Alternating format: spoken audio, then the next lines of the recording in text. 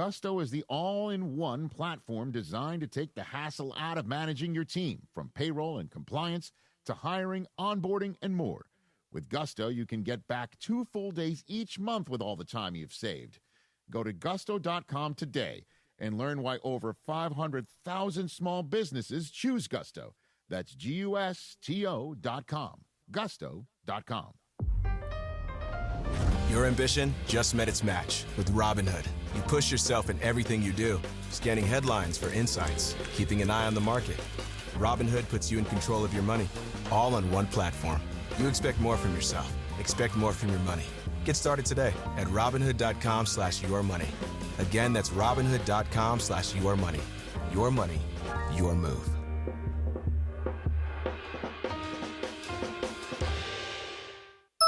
We expect our information in real time. US Med carries continuous glucose monitors, which provide real-time readings of blood glucose levels. US Med is an approved provider for Medicare and over 500 private insurers. So call 888-665-0696 today for a free insurance and Medicare benefits check as easy as... That's 888-665-0696. Here we go, Rams Super Bowl champion DeMarco Farr, Sweet Tea. Travis Rogers. The DeMarco and Travis Afternoon Show is on for your Friday afternoon. The No Stress Sports Talk Express on the 17th of July, 2026. Well, DeMarco, that lettuce thing got him. The lettuce got D. Farr. The lettuce got Baby Whale. Travis is here, and Gregory Arthur Bergman. I mean, Bergie did the morning show this morning. He's doing afternoons. He's going to be with us at Wild Fork tomorrow with Sua. And Sunday, he's going to be at Wade Up Park at Rocket Brews. This kid's putting in the OT, man. Bergie's here, Travis Rogers. We'll talk Dodgers baseball, the Dodgers and the Yankees this weekend. Plus, yeah, Lakers all season, LeBron.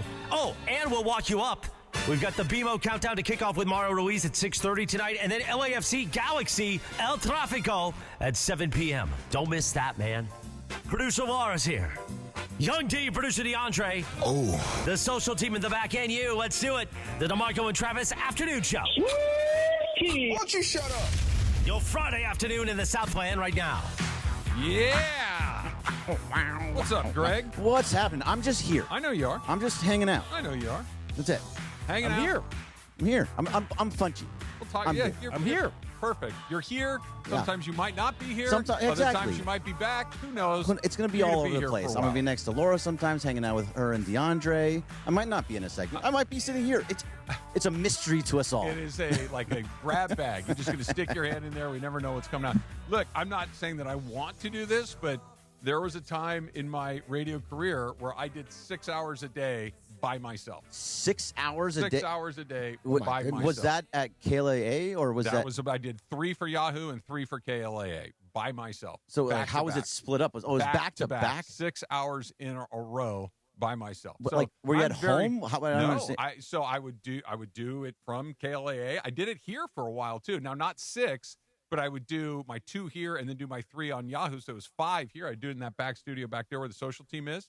When I think it was even right before you got here. So I got here in 2016. Yeah, So it must 2015. Yeah, that's when I was still doing it. That's crazy. So we're good. Look, I can talk to myself with the best of them. Not a big deal, right? We've I got bet a phone. Susan loves that, by the way. No, well, she would complain that I don't talk enough when I go home. I'm like, it's because I've been talking all day long. I've got my swings in. I got my reps in during the day. So we're all I good. need to quiet down and say nothing. Just want to chill out. Yeah. Just want to relax. You talk to me. Yeah, and I'm I'll just happy shake my head. I'm happy to listen, and I'll Great. give you a huh and a really. Huh. Wow. Awesome. You are very good at that, by the Yeah, way. I've yeah. noticed over time that you are even like I'll go in there like every day. I go and sit down with you and talk for a little bit, and we'll go talking about just random things. You're like, Yeah. oh yeah. Well, I'd like to acknowledge the person that I'm sitting with, right? Just I'm still listening. I know where the breaks in the conversation are. I just like to let everybody know, but I don't have to get an equal amount of words in at any given time. I'm all good. Yeah, there you go. We're good to go. We're good to go. Should I see the other guy, DeAndre? Is that the story of what's going on with your face? Yeah, man, you probably should see the other guy. I mean, yeah. What happened? It was brutal last night, Travis. I got in a fist fight.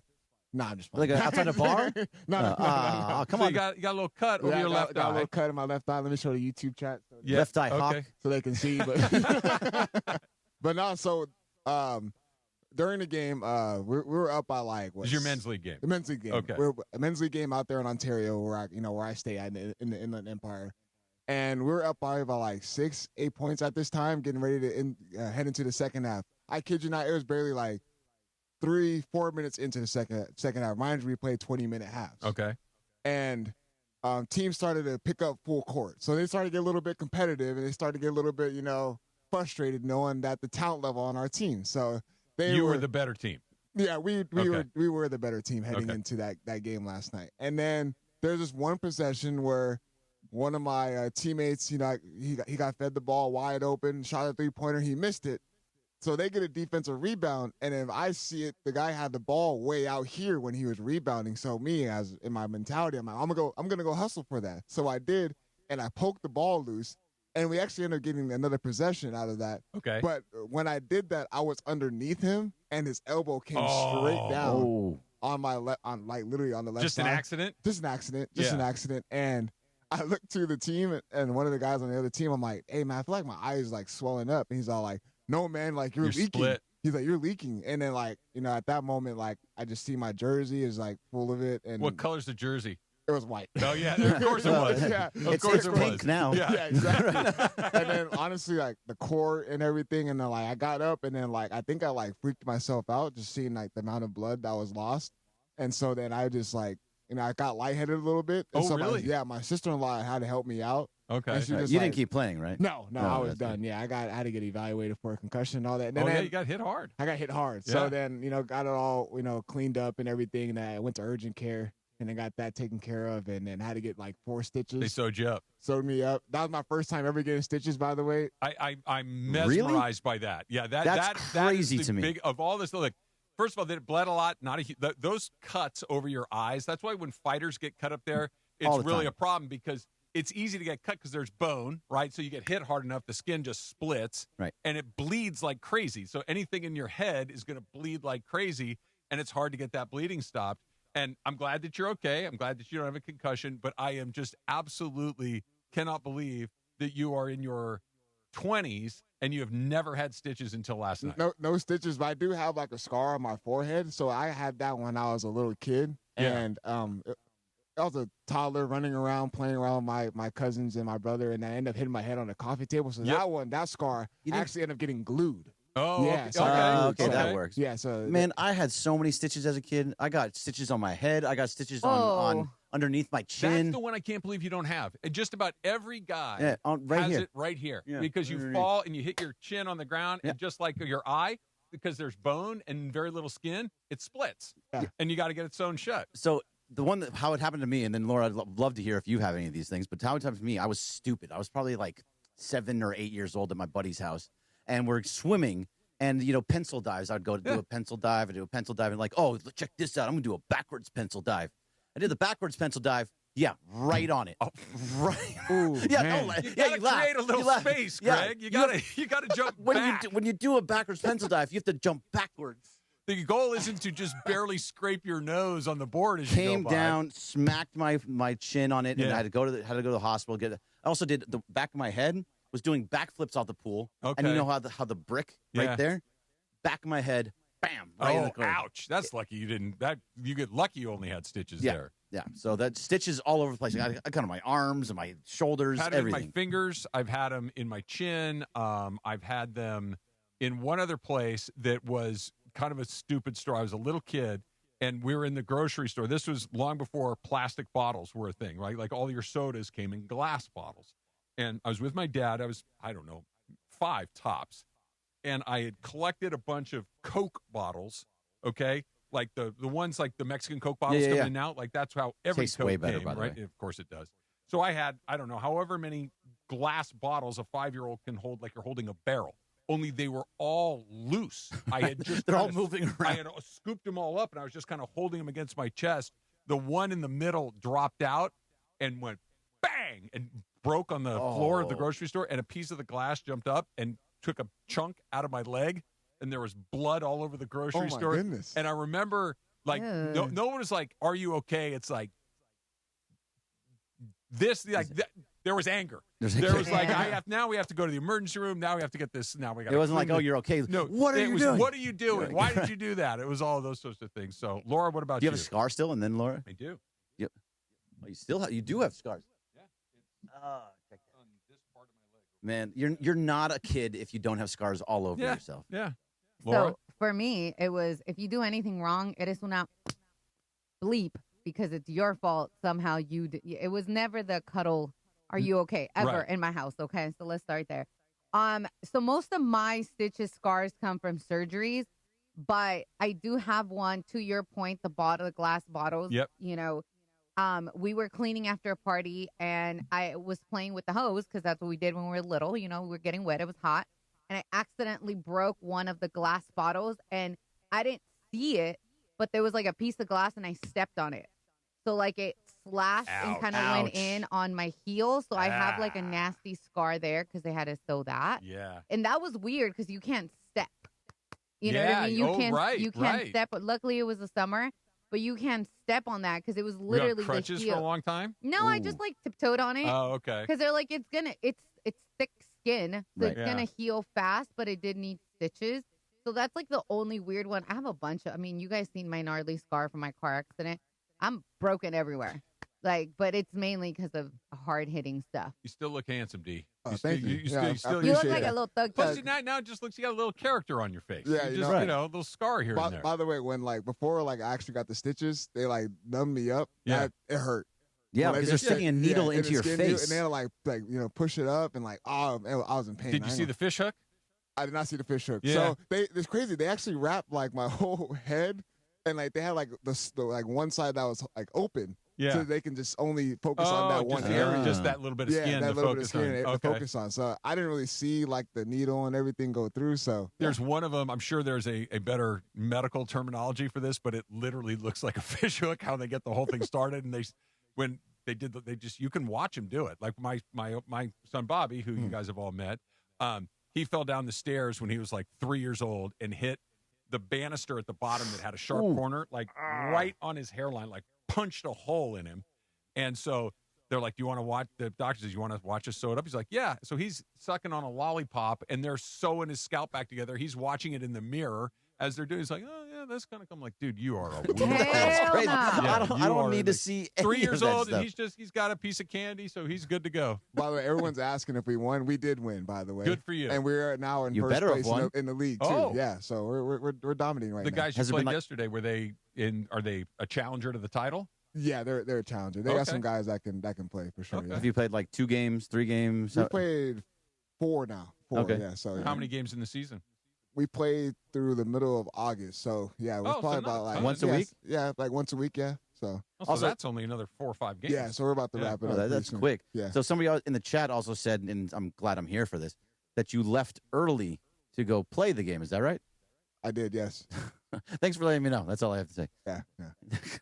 Wait, when did you leave? When did you leave early? He said he left early yesterday. Oh, not on this show. Yeah. No, the other show. The other show. Oh, the other show. I didn't leave early for this show. No, was that Lakers talk? Yesterday. No, this was Destination for LA Sports. Oh, okay. Sure, it went I'm all off without a confused. hitch. I'm all confused on what happened. Who was running the board? You've been a busy man. You've got a lot of balls in the air. You can't keep track of everything. I'm not here. I'm just hanging out. By the way, don't leave your car on the charger anymore. Oh, don't! Why you gotta What bring that up? happened? I am so stupid. Okay. Well, that's gonna be a drop for somebody. Totally fine. It's deserved. Okay. Twice this week, I put my car on the charger, and I've tried to get the notification on my phone. For some reason, I guess it's not up, but I charged it. I'm like, okay, I need to go back down because it's charging me too much money, and I'm spending way too much. Yeah. 2 days ago, I charged it. It was $70 in late fees. Yeah, it was all in late overages, fees, in overages, and the smog, all that stuff. It went all the way. It's Might usually as well like get a gas car at this point. yeah, it's usually like $25 to do the whole thing, and it was $70, and I was like, okay, I can't do that again. How far over? You must have been hours over. No, hours. So I get here at 6 o'clock in the morning. Okay. Right, and I leave around 4:30. You get like o'clock. 3 hours before they start digging you for extra time. Right. It takes about 5-6 hours to actually to load up, but then after that, so 6 to 12, that means I was here for another 5 hours afterwards. And so today I'm sitting here talking to you ahead of the show, and I'm like, oh my God, I left my car on the charger again, and it was another $50. So I'm at right now 70 plus 50. I'm at $120 just in charging my car this week. Wait. Like a dummy. Like an absolute dummy. So $120. Give me something that you would typically spend $120 on. A dinner or around a golf? Yeah. Like what do we Golf. So if I go play golf with my brother at Moore Park, that's about $120. There you go. And I just lost a round of golf. So the next time that your brother says, hey, Greg, do you want to come play golf at Moore Park? Here's what you need to do. You need to say, yes, I would, and yes, I have the availability, and yes, I have the time, but I'm going to say no because that's the $120 I would have spent because I forgot to unplug my car. Honestly, that's exactly what it is, Laura. Okay, so I have a question because I do not have a car that you plug in. I still go to the gas station. So if you leave your car and it's fully charged, it doesn't matter. It keeps charging. No, it stops charging. But it's you need to move it off the charger so someone else can use it. Right. So it just keeps charging you for the charger being plugged into your even vehicle. though you're not charging. Nothing is coming through. It's just the fact that the charger battery's full, just like a gas it can't tank. go any further. Yeah, the battery is fully charged. But what I'm saying, so at the gas station, you know, I go do stuff and I leave it alone, and then it goes click, and then it stops. It does do that, but you're being penalized for taking the parking space. Oh my God, that's wild. Because there's only a handful of electric charging facilities, so that's why you're only allowed to be there for a few minutes, and then you got to move it along. Yeah, so I figured it out. I'm not that much of a dummy, even though I'm an idiot. I figured out how to get notifications from it, so it'll tell me. I'm also going to start sending alarms. I'm going to start doing everything I can. I'm never spending more than $30 again on charges. That's it. You don't do the fast charging because that's expensive. No, that's what I normally. But I'll sit in my car during that. Oh, okay. And play games on the car. You know, it has like little games. They have You can watch The Simpsons on the Disney app. Right. Not that I ever do that. No, of course not. Certainly an option. All right, the summer of soccer is here, and Rock and Brews is your headquarters for every match. Catch all the action on massive LED screens, game day food and drink specials, and unbeatable atmosphere. Bring your crew and cheer on your favorite team at Rock and Brews. Visit rockandbrews.com for your nearest location. Dodgers getting ready to kick off the second half of the season about a half an hour from right now. And I got some things to keep your eye on as we get ready for that second part of the season. That's coming up next. Greg's hanging out a little bit. DeAndre, of course, is here. Laura, of course, is here. DeMarco and Trav, 710 ESPN. Don't miss the countdown to kickoff. Presented by BMO, official bank of LAFC. Tonight on Countdown to Kickoff, presented by BMO, I sit down one-on-one with LAFC winger and Canadian World Cup star Jacob Schaffelberg as he relives his unforgettable experience playing the World Cup on home soil. Plus, it's time for another chapter of El Tráfico as LAFC gets ready to battle the Galaxy tonight. It's Countdown to Kickoff tonight at 6:30 p.m. BMO presents Countdown to Kickoff, hosted by Mario Ruiz on ESPN LA. This summer's biggest football watch party experience is happening at Mercado Gonzalez in Costa Mesa. No matter who you're rooting for, Mercado Gonzalez is your soccer fan paradise. Surrounded by non-stop game day energy, passionate fans, drink specials, surprise giveaways, grab fire asada tacos, slow braised quesadilla, fresh ceviches, warm churros, and more while you cheer on your team with the entire Mercado. Mercado Gonzalez, your soccer fan paradise this summer. Every single knockout match is available at Mercado Gonzalez in Costa Mesa, where every match tastes better. Basketball never sleeps, and neither does ESPN LA. The stars of tomorrow are headed to Vegas for NBA Summer League, and we are there. ESPN Los Angeles will be bringing you all the latest headlines, storylines, and more. From matchups and breakout performances to expert analysis from the voices you trust, we've got you covered. Coverage of the 2026 NBA Summer League on ESPN Los Angeles is presented by Globe Life, official life insurance of the Los Angeles Lakers. You know, I've been in LA a long time, and when somebody asks me who to call after an accident, my answer is simple. Call attorney Big Al. That's my guy and my MVP for accident attorneys. Big Al's been helping people across California for over 15 years. And as an LA native and a huge sports fan, oh my God, can that guy go on hockey? Oh, he understands this community. If you're hurt in a car, truck, motorcycle, Uber, or Lyft accident, even if you're hit while walking or biking, you don't have to figure all this out on your own. I always tell people, call Big Al before you call the insurance company. He and his team will help guide you through the process, protect your rights, and fight for the compensation you may deserve. Big Al and his team are available 24/7. They never close. Consultations are free, and if there's no recovery, there's no fee. Just one call can make all the difference, my friend, so make sure you get this right. Call attorney Big Al right now. 1-800-HURT-123. That's 1-800-HURT-123. Attorney Big Al's Attorney Ken Klein, based in Los Angeles.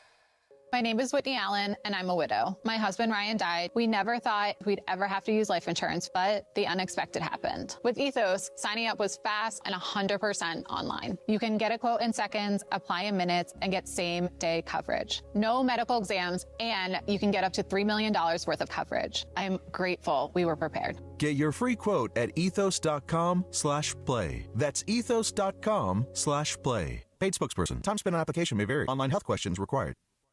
When we started Oakland Roots Sports Club, we needed a strong foundation. Gusto has had our back since day one, making sure every hire, every paycheck, and every player is taken care of. They're the team behind our team. With Gusto, we stay rooted and give Oakland the love it deserves.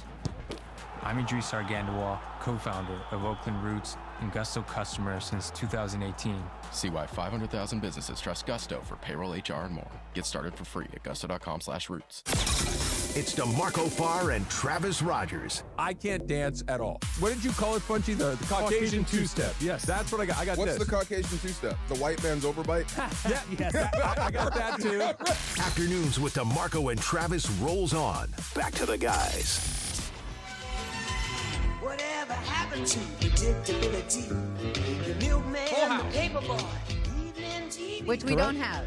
No, we're a man down today. DeMarco got felled by the lettuce. The thing that's going around that a lot of people get.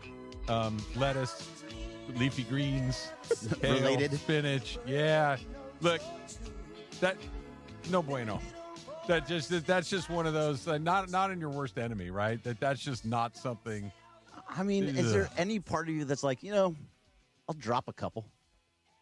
No, you know like what? A little bit, like right here, the stomach will just be a little less there, As I eat on my junk food. Only temporarily, of and course. then it's coming back, and then you're going to be miserable. And by the way, it's as miserable as actually having that, whatever we're called bacteria is right now, or whatever it is. Right. It's the aftermath, whatever it is. It's the day or two after where everything is unsettled, where you can't really eat anything, where every time you think, like, I think I'm, no, I'm not. Like, you can't trust anything. Like, everything that your body typically handles without a problem, now you're second guessing every option in your entire life for like a week. Right. Do you think he's ever gonna eat bagged salad again? Yes. He'd probably, but like, I don't think I could do it. I'd be like, you know what? I'm out. I don't need a bagged salad anymore. Look, I'll get the actual salad and break it with my hands. But that doesn't guarantee anything. I know the bag salad was like one of the culprits. The only thing that ever kept me off of something forever was the cinnamon roll story that I've told you guys. I got terribly sick on spoiled cinnamon rolls one time. Haven't had one since. It happened when I was 12. I'm 54. You haven't had one cinnamon roll since? The smell of cinnamon makes me... Oh, so you can't have anything cinnamon? Anything with cinnamon in it. Like, once in a while, I'll eat something and I'll have it in it, and it's not like I'm going to get sick, but I'm just like, no, I'm out. Oh, that's terrible. I am out. Didn't they tell us to, like, steer away from, like, the fruits that are already, like, diced up and, like, in the containers? Isn't that, like, another thing, too, that's, like, going around? Oh, yeah. Yeah. Oh, yeah. Just, How about you just don't eat anything healthy? Cheeseburgers and pizza seem fine. That's why Funchy's okay. Yeah, tacos are fine. Yeah, Like, right. yeah, all the good stuff is Why fine. Funchy's good. No, Funchy eats it all from 7-Eleven. And he's good. Yeah. Yeah, I don't know if that's you're going to get other things if you eat like Funchess. Funchess is like the indestructible man, the way that it goes. I just got a text from my mom. She's name calling me now because I've only had stitches a few times. Your mothers do that to you? No. You've had stitches once in 54 years. You're a wimp. Oh, I love that. Yeah, Kevin. First of all, it's 3 times, not once. So I think your mom would know better than you. No, I know how many times they've stuck a needle into my body. I remember that. So thanks, Mom. Yeah. I love that she's listening, though. Yeah, I love that. P1. P1? Yeah, P1. That's amazing. Yeah, she listens a lot. A lot. More than most people. Hi, Mama Rogers. Yeah. Love that. You know my mom's name is Kevin, right? Yes. Laura? Okay. Yes. Yeah. I love it. I love that name so much. Yeah. It's a conversation starter. Absolutely. Yeah. I just wonder what it was like when you were growing up. Your father has beautiful penmanship. You know how many times I got that? I'm like, this is not my dad. It's my mom. And then it would be like, wait, but it says Kevin. I'm like, yeah. I thought Kevin was a woman's name until I was like 14. Well, why would you think anything different? Right. I had no idea that she's the only woman ever to have the name Kevin, but There we are. It's like Aaron. Aaron can be both. So to you, Kevin is both. Yeah, I'm on one. My head count is one along the way. But I'm glad that she's listening. I'm glad that she still likes to call me a wimp. 54 years into this thing. It's all good. Dodgers getting going here, 25 minutes or so. Sasaki v. Garrett Cole tonight, guys. And Sasaki's got a chance to do something that I think is a really good opportunity for him if he can take advantage of it. And what I'm getting at is go back 2 years ago. Yep. And I understand that Yoshinobu Yamamoto and Roki Sasaki are at very different points in their careers when they first came to the American major leagues. But Yamamoto came over here, and it was a bit of let's see what he's got. Let's see what it is. And I think his real coming out party as a legitimate number one option in Major League Baseball was the first time he pitched at Yankee Stadium his first year in the big leagues. It was, I want to say it was like on a Sunday night baseball game for ESPN, and he went out there and just tore them in half. Like he was just unhittable. It's like, holy smoke, this guy's the real deal. Right, he got injured after that, but then really more or less from that moment, he's been Yamamoto. I understand that Sasaki is not on Yamamoto's level. That being said, this is a good team that they're playing against in a hostile environment, coming out of the break, fresh, rested, ready to go, a judgeless New York Yankees team, so a little bit of an opportunity there. I would love to see him kind of kickstart the second half of his season with a good performance against somebody that's not the Rockies or the Angels. So what Yamamoto did in that game, that was the 2 years ago when he just shoved completely. It was like 7 innings, 1 run or no runs, and like 7 strikes. It was a great, fantastic game for him. But what it told me was this dude enjoys the spotlight. The biggest of moments, this is where he shines, and he's going to show it. Like, we paid money for that guy. Awesome. He's going to go into Yankee Stadium and show what he can do, completely fearless. So Roki, in his career so far, in everything else in the regular season, he has not. But in the postseason, he has shined. He's had moments of shining. True. So this is another opportunity, to your point, where he can go into Yankee Stadium and do the same thing. It's a big stage. It's a huge stage. Yeah. Now, on the other side of it, I don't want to see it. Why? I don't want to see Garrett Cole versus Roki Sasaki. Why not? I'm coming out of the break. I want to see a better matchup. I mean, when you're at Yankee Stadium, I don't assume that we're going to see the Yankees in the World Series, right? You don't think you're going to see the Yankees in the World Series this year. We've seen this for the most part, but Sasaki versus Cole just doesn't do it for me. I want to see somebody. I understand the reasons why Shohei's not pitching. I understand the reasons why Robleski wouldn't pitch and why I love Yamamoto versus Schlitter on Sunday. Mm-hmm. But give me a good matchup. I would love to see Shohei versus Cole out of the break. I think they're trying to figure out what they got, Greg. I hear your point. I think that this is going to be a lab for the Dodgers for the next couple of months. Like they know what they've got in Freddie Freeman and Mookie Betts and Max Muncy and Teoscar Hernandez and Yamamoto and Ohtani and those guys. But there are other question marks on this team that I think they're going to try to find answers to. And I think right near the top of the list, and we can get into this in first pitch coming up next as well, is what is Roki Sasaki's role on this team moving forward? And I'm not talking like long-term. Great question. I'm not talking about like, is he going to be a part of the Dodger organization in 2027 and beyond? That's not, I'm saying in 2026, how do we use this guy? Because we're getting more people back, that he is at the back of the line along with Emmett Sheehan as far as who's going to pitch in important games. Let's see what we have. And having him go against the Angels, having him go against the Rockies, the Giants are a bad team this year. The Padres are coming unglued. Like, there's not a lot of opportunities to get a pressure test. Yankee Stadium is an opportunity for a pressure test against Garrett Cole in Yankee Stadium. Let's see what this looks like, because simulating that pressure for him is really difficult to do. I like the stress test. So I, in that sense, yes, I do like it, because like I was saying before, he has shined in those moments. He has, when the lights were bright, he was great. So yes, this is a moment for that. So I agree and appreciate what you're saying. Just, this is a selfish, I want a good matchup at Yankee Stadium. DeAndre, how many times has your mother called you a wimp?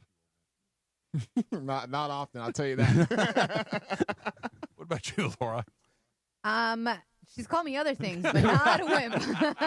I love you, Mom. Greg? Not that. No, she doesn't do that. Yeah. I think it goes usually the other way. I'm just lucky. Yeah, that's a good relationship. I'm a mama's boy, man. I'm the wrong one to ask. Okay. Yeah. Okay. She would not call my brother's not a wimp. He's actually pretty tough, so maybe she's right. Would you call either? Would your Susan? Would Susan call either of your sons a wimp? Well, no, because neither one of them really are.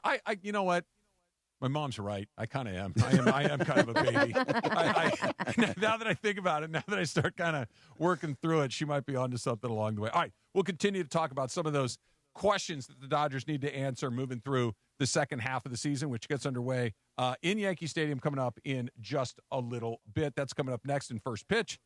DeMarco is not eating bagged lettuce anymore for a while, and he's out. It's DeMarco and Trav, ESPN LA.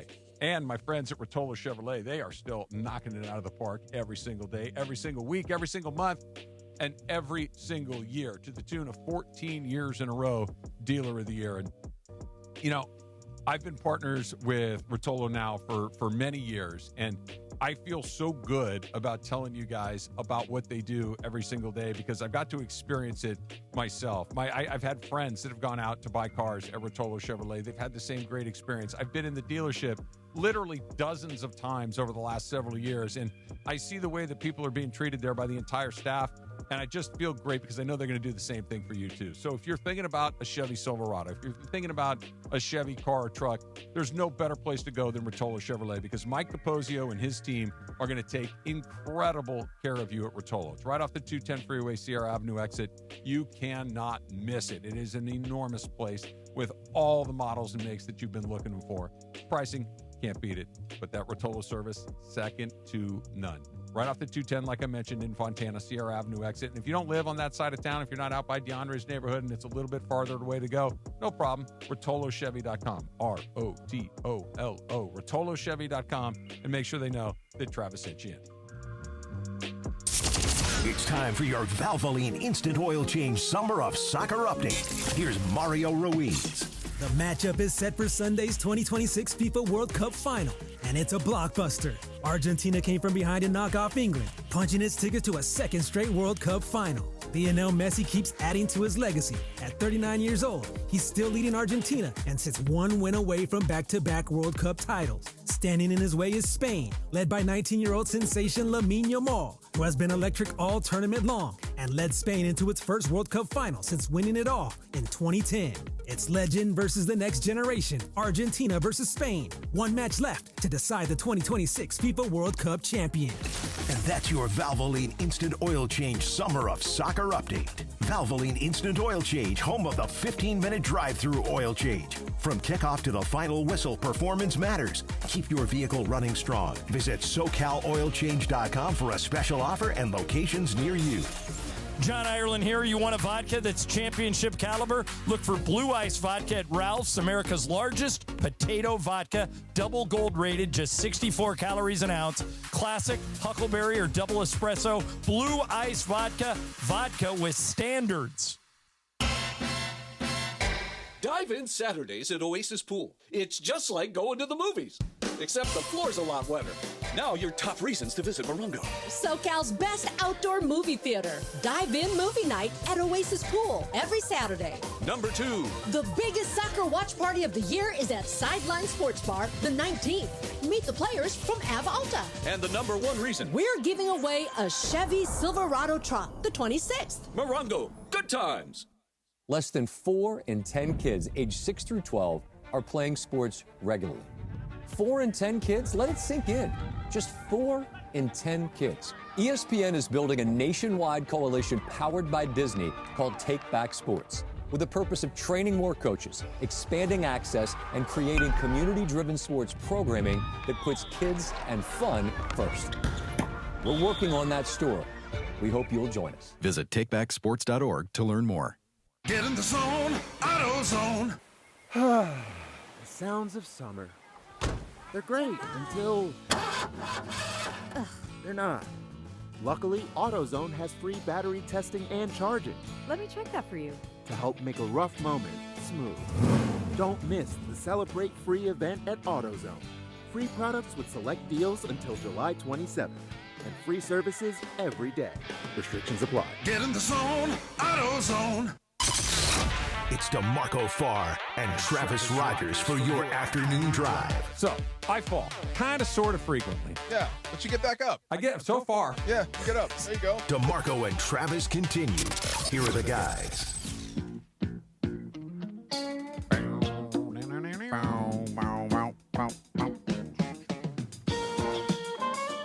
Night court, right? Yes. Loved Marky Post. Oh, Marky Post was great. That was a huge Marky Post. Who wasn't? Yeah. Harry Anderson, by the way, is such a good magician. Yes. He was amazing. Yes. And what he did on Cheers along with Night Harry Court. the Hat. Yeah, Harry the Hat. Yeah. He's just the best. Yeah. I still watch like Cheers highlights just to see Harry the Hat do stuff. So Cheers is one of my 2 lullabies that I use to go to sleep every single night. Great. It's either Seinfeld or Cheers. Cue it up and then have it play for 5 minutes, and I'm knocked out. Out. Yeah. No. I know every line of dialogue from every episode, and that's what I need something to listen to. I know what's coming. I don't have to think of it. Out. Yeah, Night Court it feels like it was like ahead of its time, right? Like you had Marky Post, you had Harry Anderson, you had John Larroquette. What was a Bull? What was his? Bull's name was Richard Mall. Richard Mall, that's right. Oh, that show was fantastic. Neither of you have any clue what we're talking about, right? No clue. So you know the song because you played it, but yes. How did you find Night Court to even think to play that? I have a strong playlist here. Yeah. Got a system here. It was a show about people getting arrested in the middle of the night who would appear before a judge for reasons. That's it. I don't. Is that even a real thing? Like, where is a night court? Like, if you got picked up drunk in public, they just throw you in the clink for the night and let you go the next morning, right? Yeah, I don't and even know. then make you wait to see a judge if you are going to see a right, judge until the morning. You think up the street here, they're just taking people at 12 o'clock at night? The yeah. 80s. I don't think so. I'm just curious. So you can't sleep without any noise? I can't. I can. Okay. But this is like the equivalent of like an Ambien for me. Okay. Like if I turn it on, I will be asleep in 2 minutes.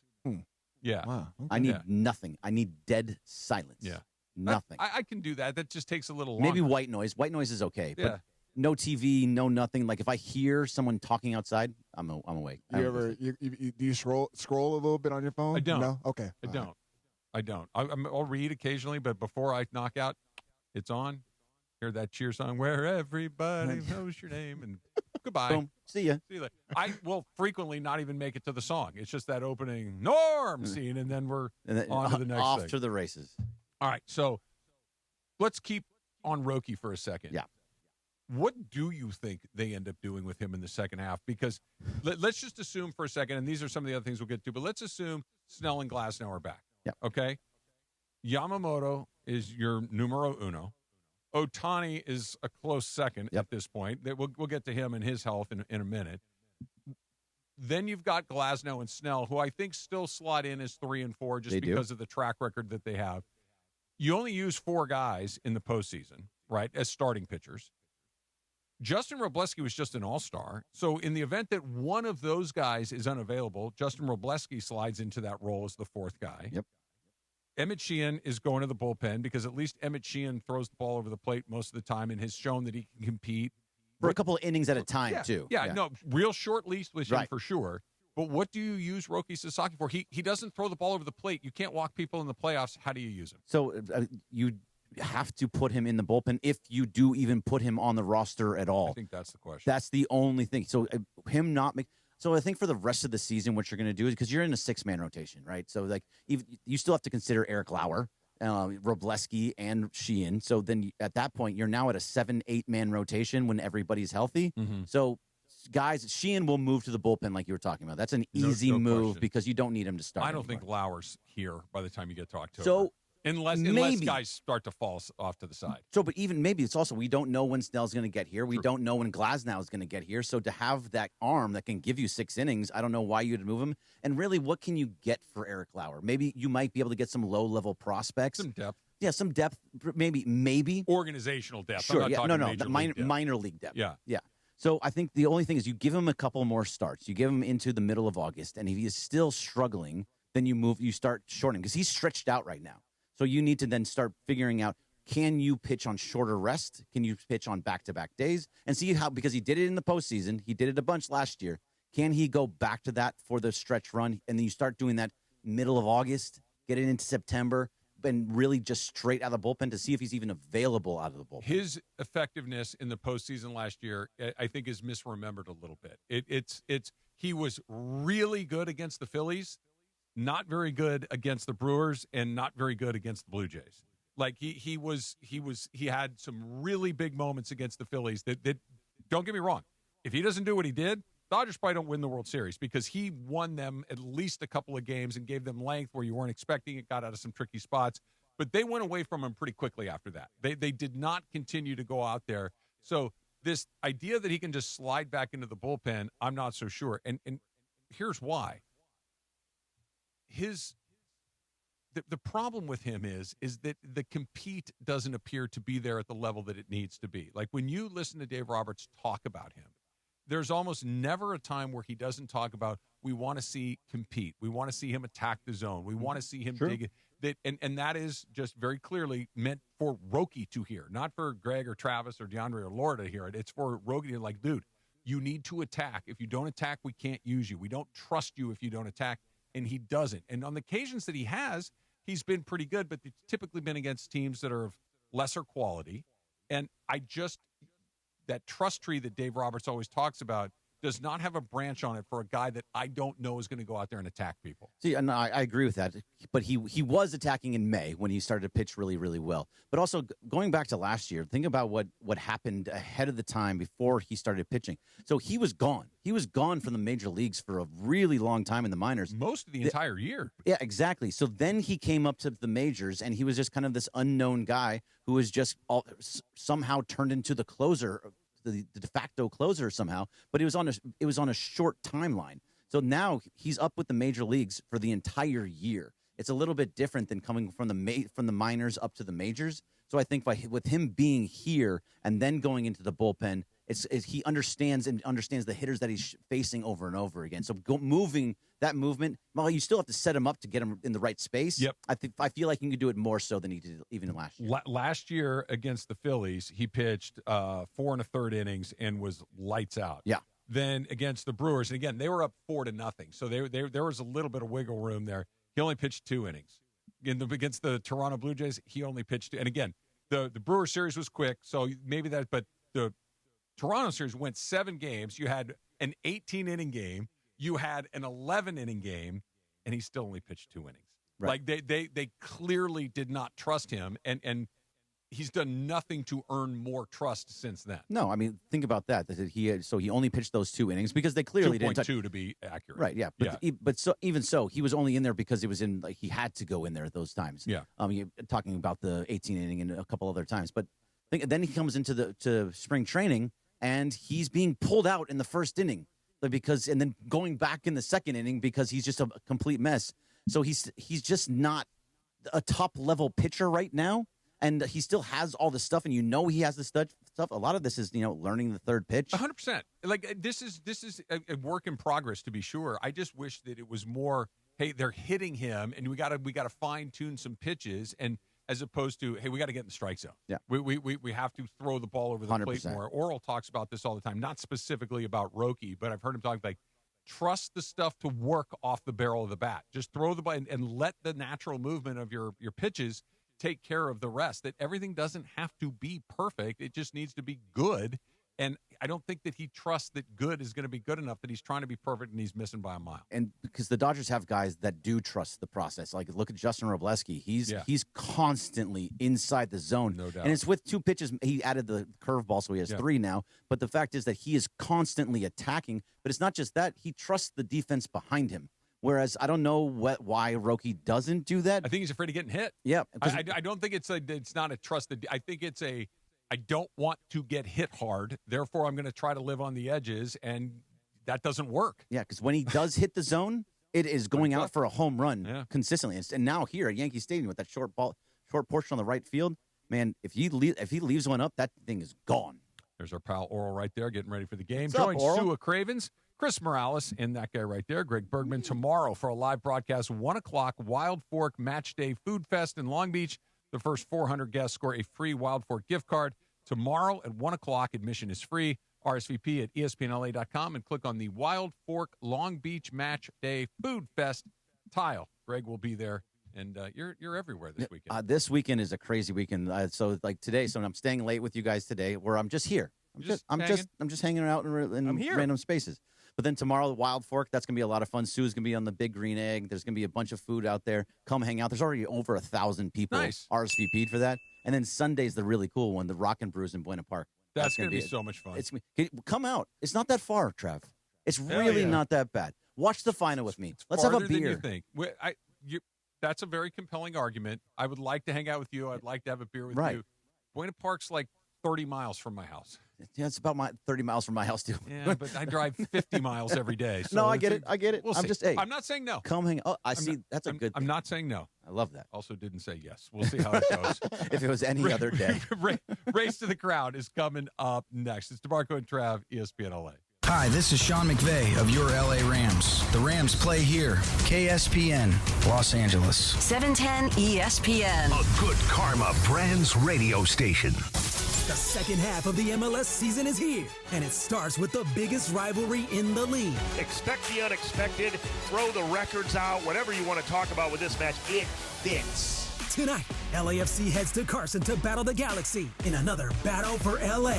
LA, baby. It is Los Angeles, and it is black and gold. The summer of soccer stays right here on 710 ESPN. What a match this has always been since day one. LAFC versus Galaxy. Pre-game starts tonight at 7 p.m. Hey, John Ireland here. Here in Los Angeles, our city water is loaded with chlorine and chemicals. That's why I got a Life Source whole house water system. It cleans and conditions water from every tap for healthier water with no salt and no regular maintenance. Upgrade your water and your life with Life Source. I did, and I'll never go back. Call the Life Source California factory today at 800-WATER-99 or visit lifesourcewater.com. Life Source water, it's not just better, it's essential. Life Source. Taste and feel the difference. Warranty limitations apply. Guys, Pizza Hut takes me back old school. Birthday parties, Little League, Friday nights, there was always something special about the Hut. Now, celebrate again with Pizza Hut's new throwback value menu. Iconic favorites like a personal pan pizza, breadsticks, and a 2-liter soda starting at just $4. Feed the family with the original stuffed crust pizza, $11.99 for a one-topping medium. Try new additions like triple cheese, mac and gooey s'mores sticks. Go to pizzahut.com or order now on the Pizza Hut app. DraftKings is live in all 50 states. Yes, that means us, California IA. The Cup is down to its final matches. One trophy, one champion. DraftKings has you covered for every single one of them. The DraftKings app is now live in California, so whether you're catching that early kickoff before work or that late match at the bar, you're in on every single minute, every match, every moment, all in one app. Right here in California, the world's biggest stage in the palm of your hand. And new DraftKings customers sign up with code LA710, spend $5 to get $200 in total rewards over 21 days. That's code LA710. Don't forget that. In partnership with DraftKings, the crown is yours. Event trading offered by DraftKings Predictions, a CFTC registered introducing broker. Trading involves risk of loss. Market availability varies. Eligibility restrictions apply. $50 every 7 days via click-to-claim issued in non-withdrawable predictions dollars that expire in 1 year. Ends July 19. For terms, go to dkng.co/predictions promo. Good luck. It's time for Race to the Crown right now on the DeMarco and Travis Afternoon Show.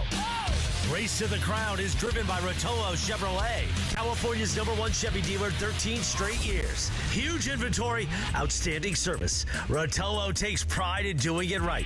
Rotolo Chevrolet, #1 for a reason. Time for Race to the Crown right now. All right, Geeter's not here. If not, he would be very excited. So, Greg, you have tough shoes to fill. All right, guys. I'm sorry to cut you off, Laura. You know, it's fine. I should have thought of this before 4:05 in the afternoon on Friday afternoon. We should have called Geeter. Whatever he's doing, he would have stopped to participate. He absolutely would have. He's probably watching a volleyball game for his daughter or something. No, he's in Lake Tahoe on vacation. Which, by the way, Tahoe in July might be the nicest place on the face of the earth. It's incredible. But whatever, he might be jet skiing or whatever. He's probably like, draft? We could hear him. I'm in. Going, yeah, I'll take this. Give me loves it. All right, guys. It's World Emoji Day. So I thought it would be fun to draft our top 3 most used emojis. Okay, however you guys want to play that, I'm not going to go through your phone and see if this is true. So, Trav, you're going to have the first pick. You always say you don't, but you do. DeAndre, you have the second pick. Oh, wow. I will have the third pick. And, Greg, you have the fourth pick. All right, I got the back-to-back. Back-to-back. I don't think this is a draft where draft position matters a ton. Because this is personal, right? This is not a finite. I guess it is a finite, but it's like anyway. Well, but you could take mine, Yeah, maybe. I don't think I am. The 3 that I'm going to pick, I think, would be less likely to be super popular. I will say I am glad Morales is in here because I feel like I would know what his first emoji is. You didn't need to qualify why you're glad he's not here. Just, he's not here. That's fine. He uses the sunglasses face all the time. That's not number one. Or the ding. The bell. The bell. The The bell bell. all the The time. bell is the number one. Or Morales something emoji. else that's in the studio somewhere. You know, All we right. don't have to do it when he's not here. It's Friday. All right, Trav, what you got? Friday. I use this one a lot because I think it is a perfect reaction when I get something, whether it's from one of the kids or Susan or a work thing and my friends or whatever. It's like that shock and awe and surprise. The emoji with the really big eyes. That's a good one. Yeah. So I want the big-eyed emoji. I don't know what to call it, but the shocked expression where the eyes are really big and the eyebrows are up. So I want the shocked emoji. That's a good one. That is a good one. DeAndre? All right, I'm going to go with the fire emoji. Okay. Because you can describe that in so many You're such in the 20s. What You're so in your 20s. You can describe that in so many ways, whether you want to talk about someone like their shoes or the clothing items, jewelry, whatever, or say that someone gets like an accomplishment. You can just throw that emoji out there, fire, like it's like congratulations as well. Like, I just love that emoji. You can just use it in different ways. Very versatile. Yep. Very, very. I actually had one of the, but I was like that. I feel like I'm too old for that emoji. Mine. Wait, emojis are age appropriate? Yeah, why is that? Yeah, some of them I feel like are. Riley, 14 years old, when I use a certain emoji, she goes, what, stop that. So like I've used a fire one. I used a fire one. To use the fire? No, I'm too old to use fire. Okay, but how do you use it? That's like because she'll send me a picture. I'm like, oh, that's fire, and I put the fire, and she's like, no, Greg, or not Greg, Dad, you can't do that. So please tell me that you're at least a little like me, and all you do is send fire all the time. emojis. Now. All the time. Like yeah. that is just they don't more understand. And more like the second and more. you don't like it, that's a green light to do it more. Especially if you're a kid. Yeah, right. All right, so mine is, I love this emoji because I use it so much, but it's the woman with the face palm on. Like, I'll put it on. Oh, yeah, that's a good one. I love that. I use it a lot for my niece lately, but pretty much for anything. The oh my gosh one, right? Yeah. Yeah, it's the shaking my head thing. I put in SMH and then it gives me that. It's just so, you can use it I to use that all DeAndre's the time. point in so many, like, you can be irritated with yourself, with somebody else, with something weird. I don't know. I love that emoji. Yeah, I use that one a lot too. So that one, I have to cross that one off. See, someone is going to take what I use. So, but I still have 3. I still have other ones. I had backup plans. We're okay.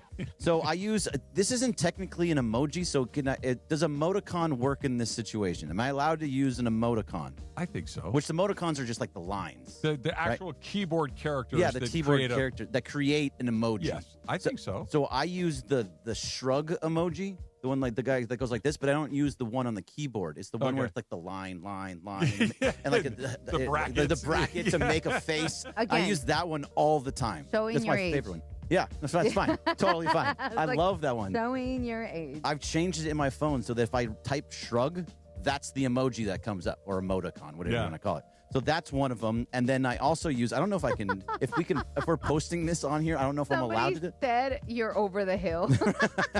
Hey, I still got 10 more years. Leave me alone. Whoa, what's wrong with 10 years from where you are right now? HR violation. That's ageism. Yeah, hold on. Mark it down. And so I get 2, Or right? 10. Yes. So the other one is, I'm not going to do it to you, but I probably should do it to the YouTube chat, the middle finger. So it's not this one. Oh, yeah. I use the middle finger all the time, usually towards Morales because he's making some ding joke, and I just push that at him. My. So the middle finger I use quite a lot. It's really aggressive, man. It is aggressive. That is aggressive. That is a very But it's like in a funny, like, F you, man.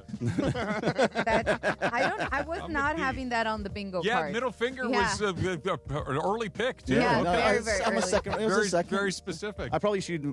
Someone might take my third one. I hope not. Okay, so the other one I have I feel like I'm also showing a lot of my personality here. The side eye, like, emoji, which The is two eyeballs? The two, I'll send it to you guys, but I'm showing it also on the chat. That is probably one of my favorite ones because I get really irritated very easily. And that's probably, it's on my, it gives you your top ones on your phone. Yeah. That's definitely one of my top ones. Yeah, that's where I figured out, like, oh, yeah, I use the middle finger. I actually don't. So I'm very happy with myself right now that I don't do that. All right, DeAndre, what you got? You should start using it, DeAndre. Seriously. I'm start using it now. You should do this one. Don't they have the side one instead of the middle one? Yeah. But that's like up, right? I know, but whatever. Yeah. All right, so my next one, I'm going to go with the salute emoji. I like that one. Yeah, because that's good one. honestly, I use that sometimes when I don't want to like give out like a full sentence or I just be like, yeah, it's just I got what you said. Salute. Yeah, we all good. We're meeting at 12 o'clock. Yeah. Salute. All it means you'll be there. There we go. Yeah. All said and done. It also means like I co-sign it too. Right. I agree. Exactly. I like that. Yeah. All right. All right. And Trav, you're rounding, you get 2. I have a lot of choices here. Mhm. A lot. All right. I'm going to take this one next, and I'm not going to explain it. Just this is in high rotation in my emoji reel. That little bacteria emoji. Oh, really? That one that's like a little bit the green one? Is it yes, green? the green Okay. one, the disease emoji. Yeah. Like if you type in disease, that's what comes up. That was the one that was used during COVID a lot. A lot. I use it. I don't think I ever used it one. once for COVID, but I use it a lot for other reasons. Yeah, I'm sure I can figure out what those other reasons are. So let's just say that I use the disease emoji quite a bit. That's hilarious. Yeah. Also didn't have that one on anybody's No, Google card, by the like way. I said, I love that, though. The ones that I was going to pick, I have another one that I really want 4, but I have to pare this down. And the other one is, and it's I think it's one that's pretty common that gets used a lot, but I use it for other reasons, is the bang emoji. Like if you type in bang, you get that little explosion. The explosion, right? I use that one frequently as well. That's a good one. Very interesting emoji. Yeah. Dog, Yeah. disease, and bam. It has nothing to do with sports. It Did has you nothing to do with double bang? excitement. No, it's usually next to another emoji that I use, but it's that. Yeah. Anyway, is it one of the water pistol emojis? No, I do use that a lot too, Yeah, but yeah, that's it's a good for one. that's for another one. Use that emoji? I do. Oh, I use it too. Yeah. You put a little head next to it. Okay. Greg, you might need to get added to one of my very specific group thread tags because I think you're using it the same way that we're using it. Totally. Yeah. Totally. Yeah. So I Add want me in. I'm ready. I'm real excited about this. I'm not going to lie. This is very, very good. That's the reason to use it. Yeah. We'll talk offline. This is very exciting. So, yeah, give me disease and give me bang. Yeah. Yeah, I'm glad we're on the same page. They're used both maliciously in 99% of the context that I use them. Yeah. All right, so my last one, I'm going to just go with the 100 emoji, the 100 one. Oh, that's a good one. You're such a twin. Yeah, definitely you show your Look, age. Love it. I'm just saying, like, it's very straightforward. If someone has something good to say, if you're like, oh, I believe it, fact, I agree, 100. Yeah, just keep it simple, man. Because sometimes they don't need to tweet their Yours text. are classics. Yeah, you don't need to do all that. Yours are man. classics. Nice and easy. Yes. Yeah. Yeah. All right. So mine, I use this one for everything. It's probably one of the most basic ones. I don't care. It's the I squinted, crying, laughing Yeah, to it's the a good one side. too. Yeah. I like The that. side one. Yeah, where it goes sideways? Yes, Yeah, the sideways. one. Oh, this one. Yeah. Yes, I use that for everything. We have very similar ones. everything. Like, I love that one. If I'm trying to just shut you up, that. I like, that's more, I'm actually entertained by that as opposed to just the smiley guy. The smiley guy is very. If I get a smiley guy, I was like, ooh. You're like, what did I do wrong? Yes. What did I do wrong? You want the tears or the big smile guy. Yeah. Correct. All right. And Greg, round us up. All right. So my last one is it's what I call the eek face. You type in eek. So it's like the like where you're showing the teeth. I Yeah, love the teeth. I I just sent one. it. Yeah, I said that one in my group chat. That one I That's use one all the time. Ooh. Yeah. That's my That's favorite. that's a tough one. So I use that one way more than probably more than any other one. To be honest with you, I do so like weird. that one too. Yeah. That's in my I top. like everybody's. These are all really, really well done. Do you know how hard it was for me not to draft the martini? Oh, me too. Yeah. I think Oh, I sent wow. it to. That would've been a good one. Let me see. Did I send it? Is it martini or Mai Tai or whatever? But it was a drink. Usually around 10:30, between 10:30 and 2:30 on a Friday. Either Susan will send it to me or I will send it to her with a question mark, like, are we going out to get one tonight? Oh, like, that's all. That is a very high rotation. I should go get some Hendrix on my way Mm. home and make some martinis. Yep. I got a Okay. shaker. Can I give you guys another one that is a very high rotation? Should never with do that me? again on camera, by the way. I made the sound. What do you got? Very true. The kissy eyes, like the emoji with the little heart eyes and little kiss thing. Yeah. That one's very heavily in my rotation too. That one is very sweet. Yeah. Susan uses that one a lot when she communicates with in the family group chat with the kids. Like that kind of that's kissy. for one person in my the chat. Yeah. Hard eyes. It's not. Yeah. It's the kissy hard eyes. it's just sweet. It means I love you. Good Yeah. to see you. Yep. Yeah. So Nice to get. I got a question just for the group. So I tend to, like, when someone sends a message and, like, if I don't want to respond, I just do the reaction. I put a thumbs up. Does that irritate you guys, like, when people respond back like that? Doesn't. No. I do it all the time. I'm good. Okay. I either do the thumbs up or I do the heart. Yep. Yeah. So It's the same. It's To so anybody too. Yeah. So easy. Thumbs up is just cool. Heart means like, oh yeah, thank you so much. Heart, yeah, heart right. is It's thank like- you, and like that's great. Right. Yeah. Like, oh, amazing. Oh, awesome. Thumbs up is yes. Like, yeah, it's just cool. Yeah. Thanks. Okay. Yes. Good. Thank you. Great. Yeah. The only time I would get irritated is if I actually need a response and you give me the thumbs up. Like, Have what you the ever- bleep? But Yeah, have okay, you ever give me an example. Give me an example of where I might thumbs up something that you need a more detailed response Okay, to. let me look for one. Yeah. Like, Give me a because I don't want to do that. Like, you know what I mean? Yeah. Like, hey, we've got somebody coming on the show. If I just thumbs up, cool, Oh, no, got it, that makes understood. sense. Okay. Yeah. Have you ever seen the ones where they have like a woman or a guy sends a really long text to someone? Yeah. And then the boyfriend or the girlfriend just puts a thumbs up. Oh, okay. It's the most That means amazing. they're arguing.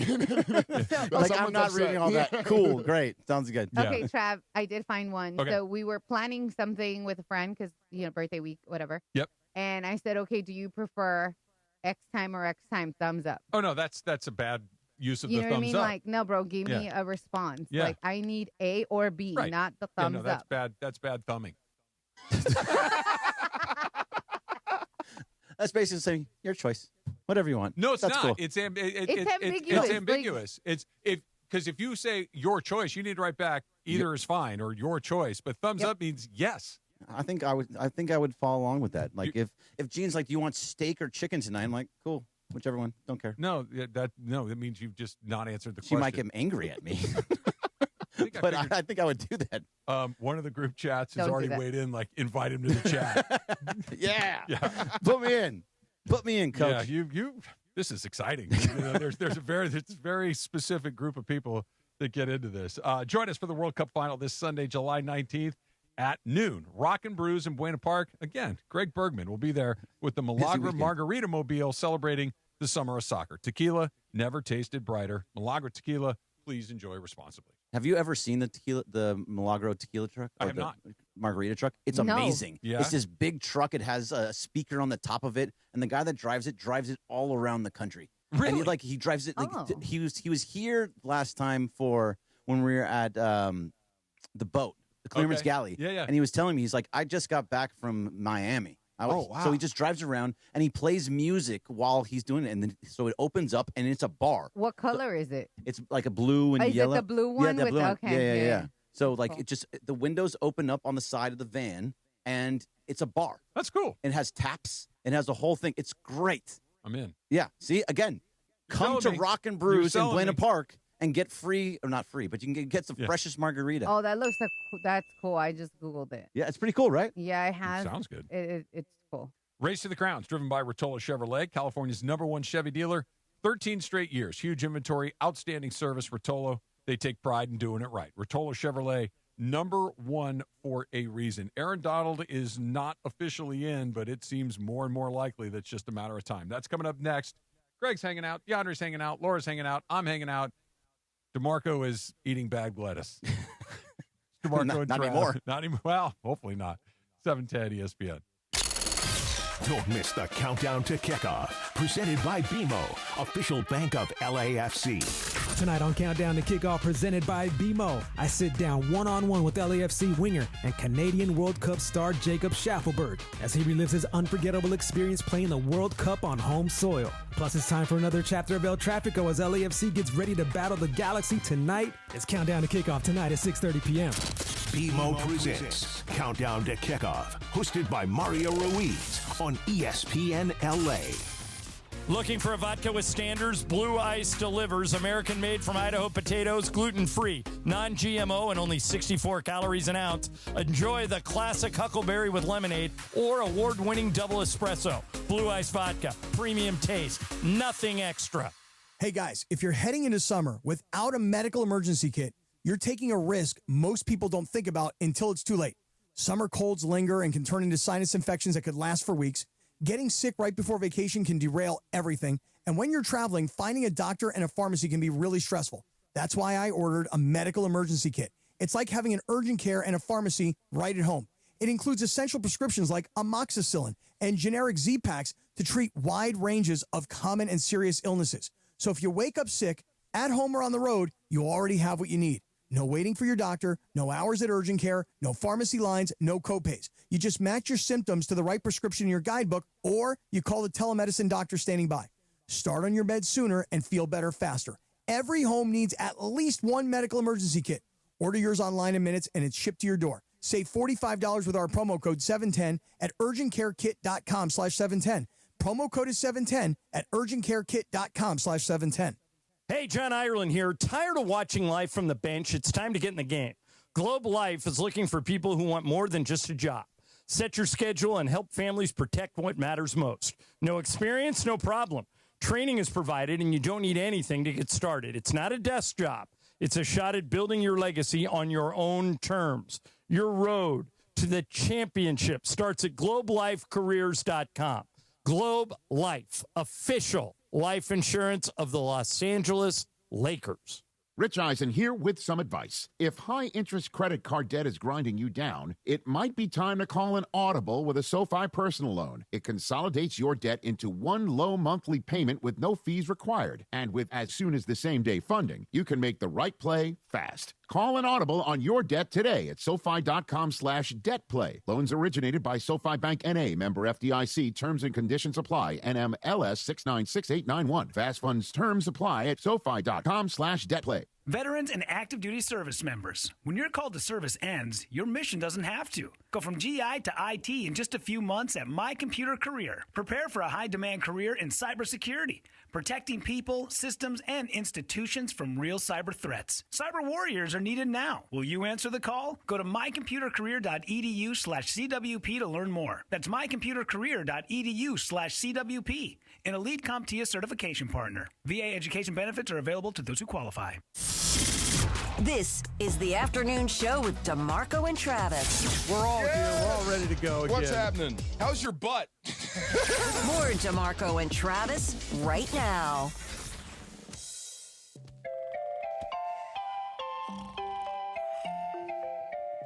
This sounds like Bluey or something. What? No. It's not that far off. No, it's far. Bluey and Rugrats pretty similar about little kids. Rugrats. Oh yeah, I Rugrats. love the Rugrats. That was a great Nickelodeon show. I loved it. Your kids, no, they wouldn't have. No. Rugrats Bobby missed the definitely Rogers has- household. Bobby's Bobby would he probably definitely know do Rugrats. it. Yeah. For Text sure. it. Text him. I don't think he would. What is he? I think 25? Yeah. No. Yeah. Really? Yeah. Yeah, I don't think he. Did you know it, DeAndre? I did, yeah. Yeah, it was still on. So you know, like by Bring. reruns and stuff. Yeah, they'll bring it love out on like Rugrats. Nicktoons and stuff like that. Let's see. We'll see what he sends back. He's That's an definitely okay one. Responsibilities. he definitely knows what Rugrats is. Responsibilities. For whatever reason, Susan drew a line in the sand that he wasn't allowed to watch SpongeBob. Oh. And Why? I still don't know. It wasn't a fight I was willing to have. Like, if you want to keep that from, I don't care. And then all of his friends have all these, like, cultural touchstones from SpongeBob that he doesn't understand, and he still holds it against Susan.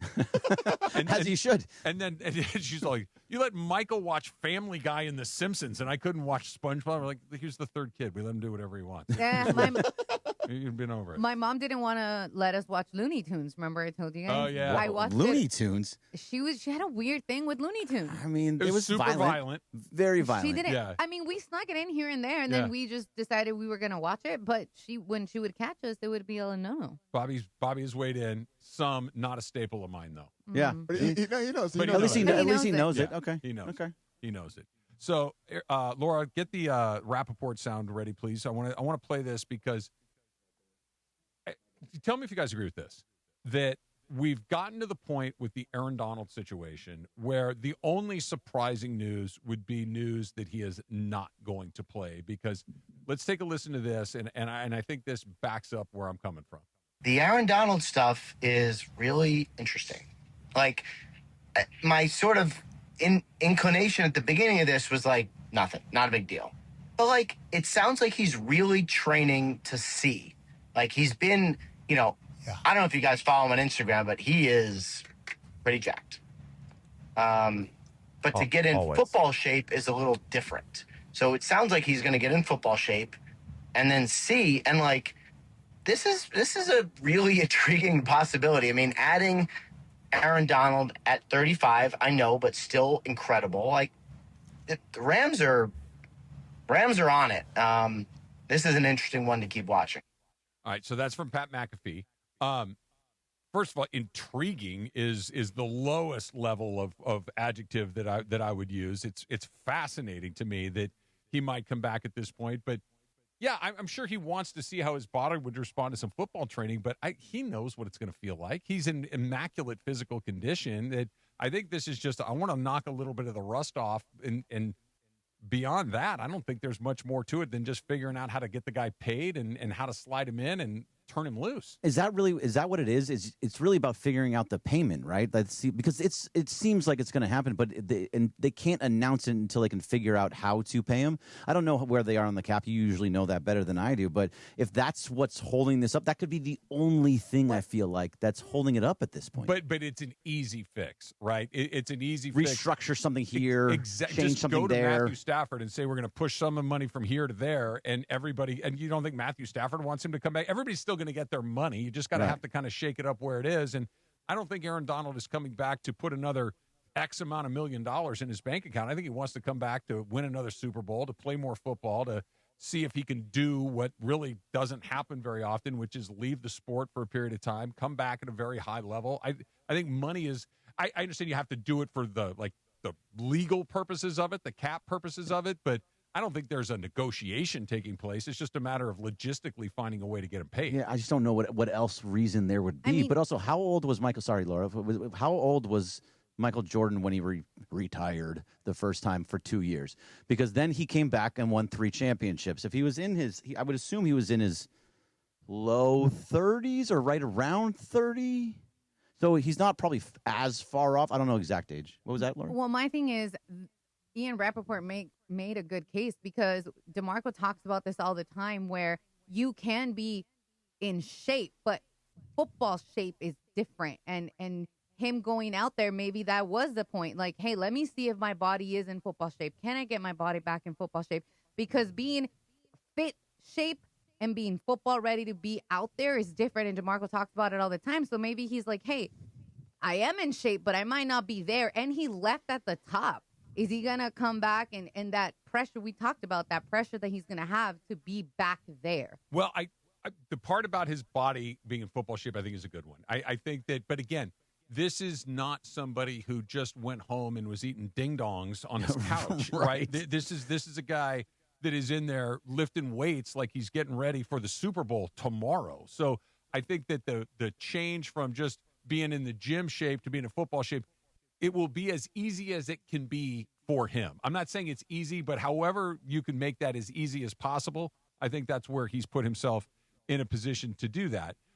Michael Jordan left. He missed his 30-year-old season. He played his 29-year-old season. He was back for his 31-year-old season. So Okay, so he was probably turning 32 because he missed the 2 years. So Yeah. it's not apples to oranges. I mean, it is apples to oranges. It's not far off though. So he was still he was very prime at that time. Very prime. And the difference is no one was hitting Michael Jordan in the side of his head, right? Like Right. it's a little bit different sport wise. But to your other point, Laura, I think is interesting too, that when Aaron Donald comes back, I think there's going to be, and I don't know if assumption's the right word, there's going to be an expectation maybe that he's going to look like Aaron Donald did when he left. Yeah. I think that's probably an unfair assumption. I think that he's going to be really, really, really good. But when he left, he was the best player at his position. When he left, he might have been the greatest defensive player of all time. So to come back at that level, I think is an unfair expectation. He doesn't have to be that. Wait, but think about that for a second. What you're saying? If he's Aaron Donald, he knows who he is. He knows what he can do, and he's not going to come back. I feel like unless he's at that level or he's close to that level. Maybe not. Obviously, not the But best what if in he's the league. 90% of it? 90% of it is still close to that. 85% of it. If 85, you're starting to go the wrong way here. Then to the point where it's like, okay, 85% of Aaron Donald is probably better than 85% of the league. So, yeah, true, but 85% of Aaron Donald at 32, yes. 85% of Aaron Donald at 35 is a different situation. The other part of it, though, that I think is a mitigating factor in some of this is you're not going to ask him to do what he was doing before. He's not getting triple teamed. Well, we'll see, right? Well, you're going to let Myles Garrett just go run wild? No, what I'm saying is you got to deal with Garrett. You got to deal with Donald. I think the opportunities come for Byron Young, Kobe Turner, Braden Fisk. All of these other guys I think are going to have a free run for a lot of this stuff. But you could use him as a specialist. He doesn't have to be out there for 50 snaps a game. He could be out there for 20 snaps a game. You can line him up right next to Myles Garrett.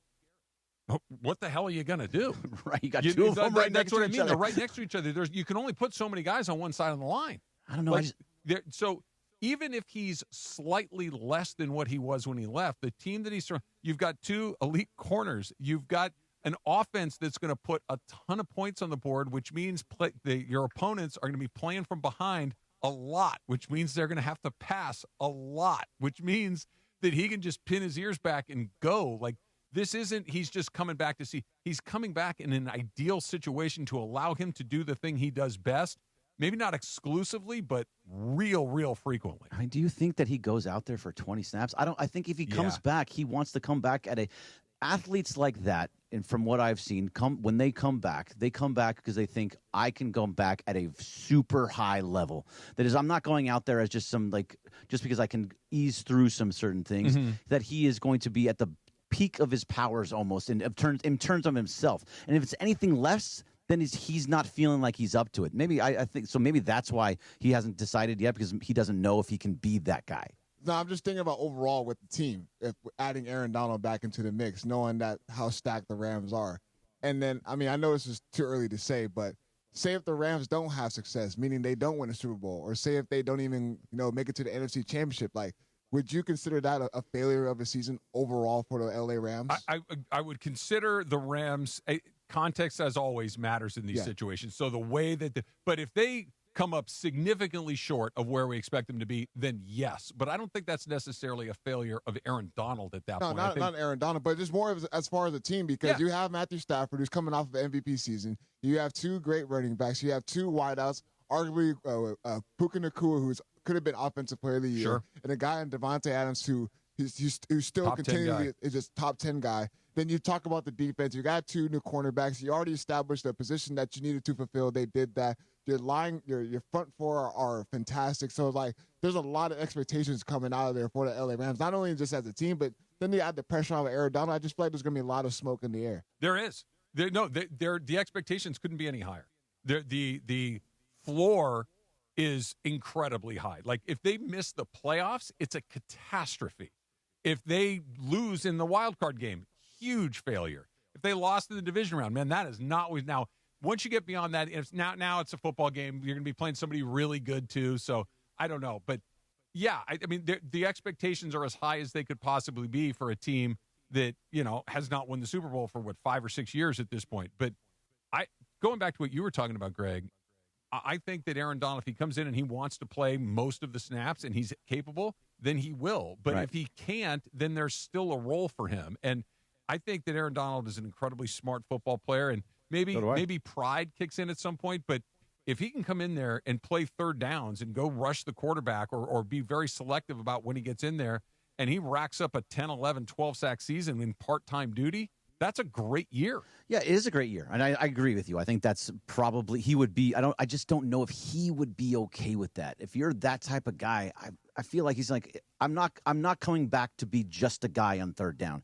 I'm coming back to be Aaron Donald. But what if he's not just a guy, but he's the guy in that role? But he's not out there a ton. But when he comes out there, it's like, oh my God, here he comes, and he's just constantly getting you off the field in third down. Maybe it's a different role than we've accustomed to, but it's still incredibly important. Feels like a ring chase, I'm just coming back to come in 10 to 15 times a game and then ring chase. I don't know. Not if he's here for the whole season. Yeah, I think if he dropped in later, I could be wrong. A little bit more. But it feels like this is his team. This is the place where he'd already won one.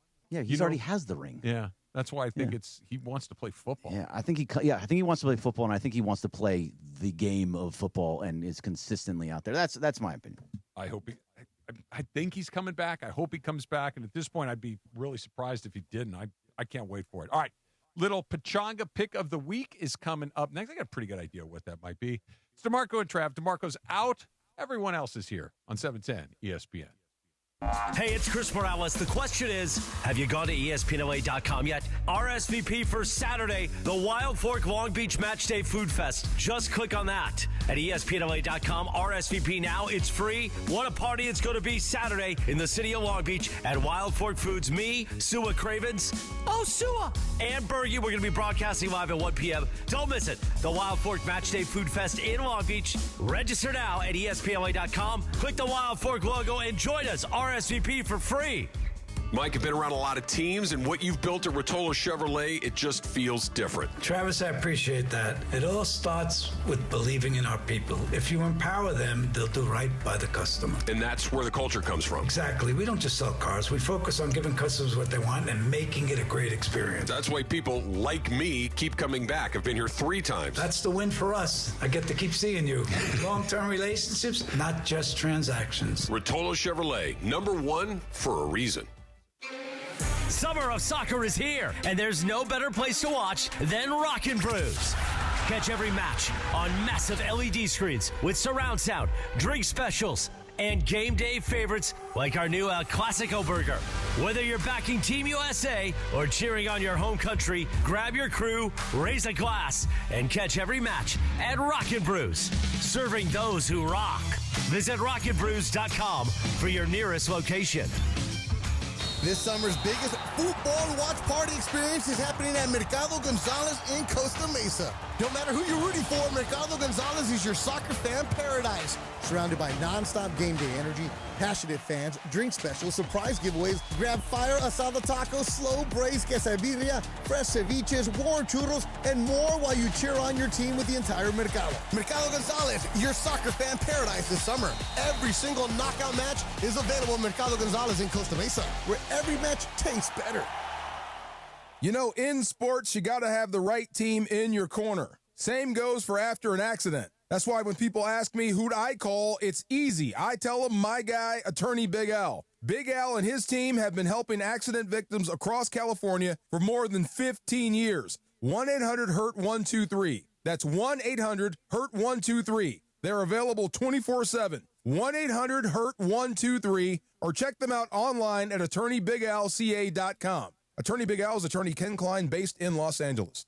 When's the last time payroll was the easy part of your week? With Gusto, it can be. Gusto is the all-in-one platform designed to take the hassle out of managing your team, from payroll and compliance to hiring, onboarding, and more. With Gusto, you can get back 2 full days each month with all the time you have saved. Go to gusto.com today and learn why over 500,000 small businesses choose Gusto. That's GUSTO.com.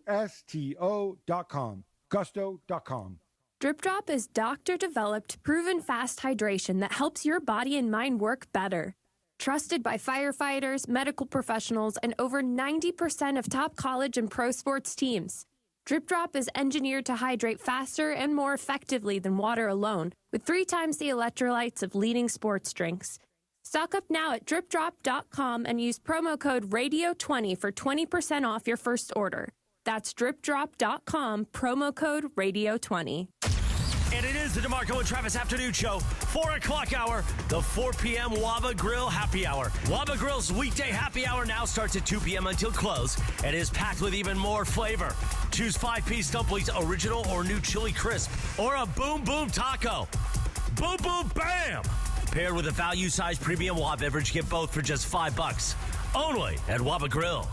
The 4 p.m. Waba Grill Happy Hour rolls on the DeMarco and Travis Afternoon Show on ESPN LA. Feeling good.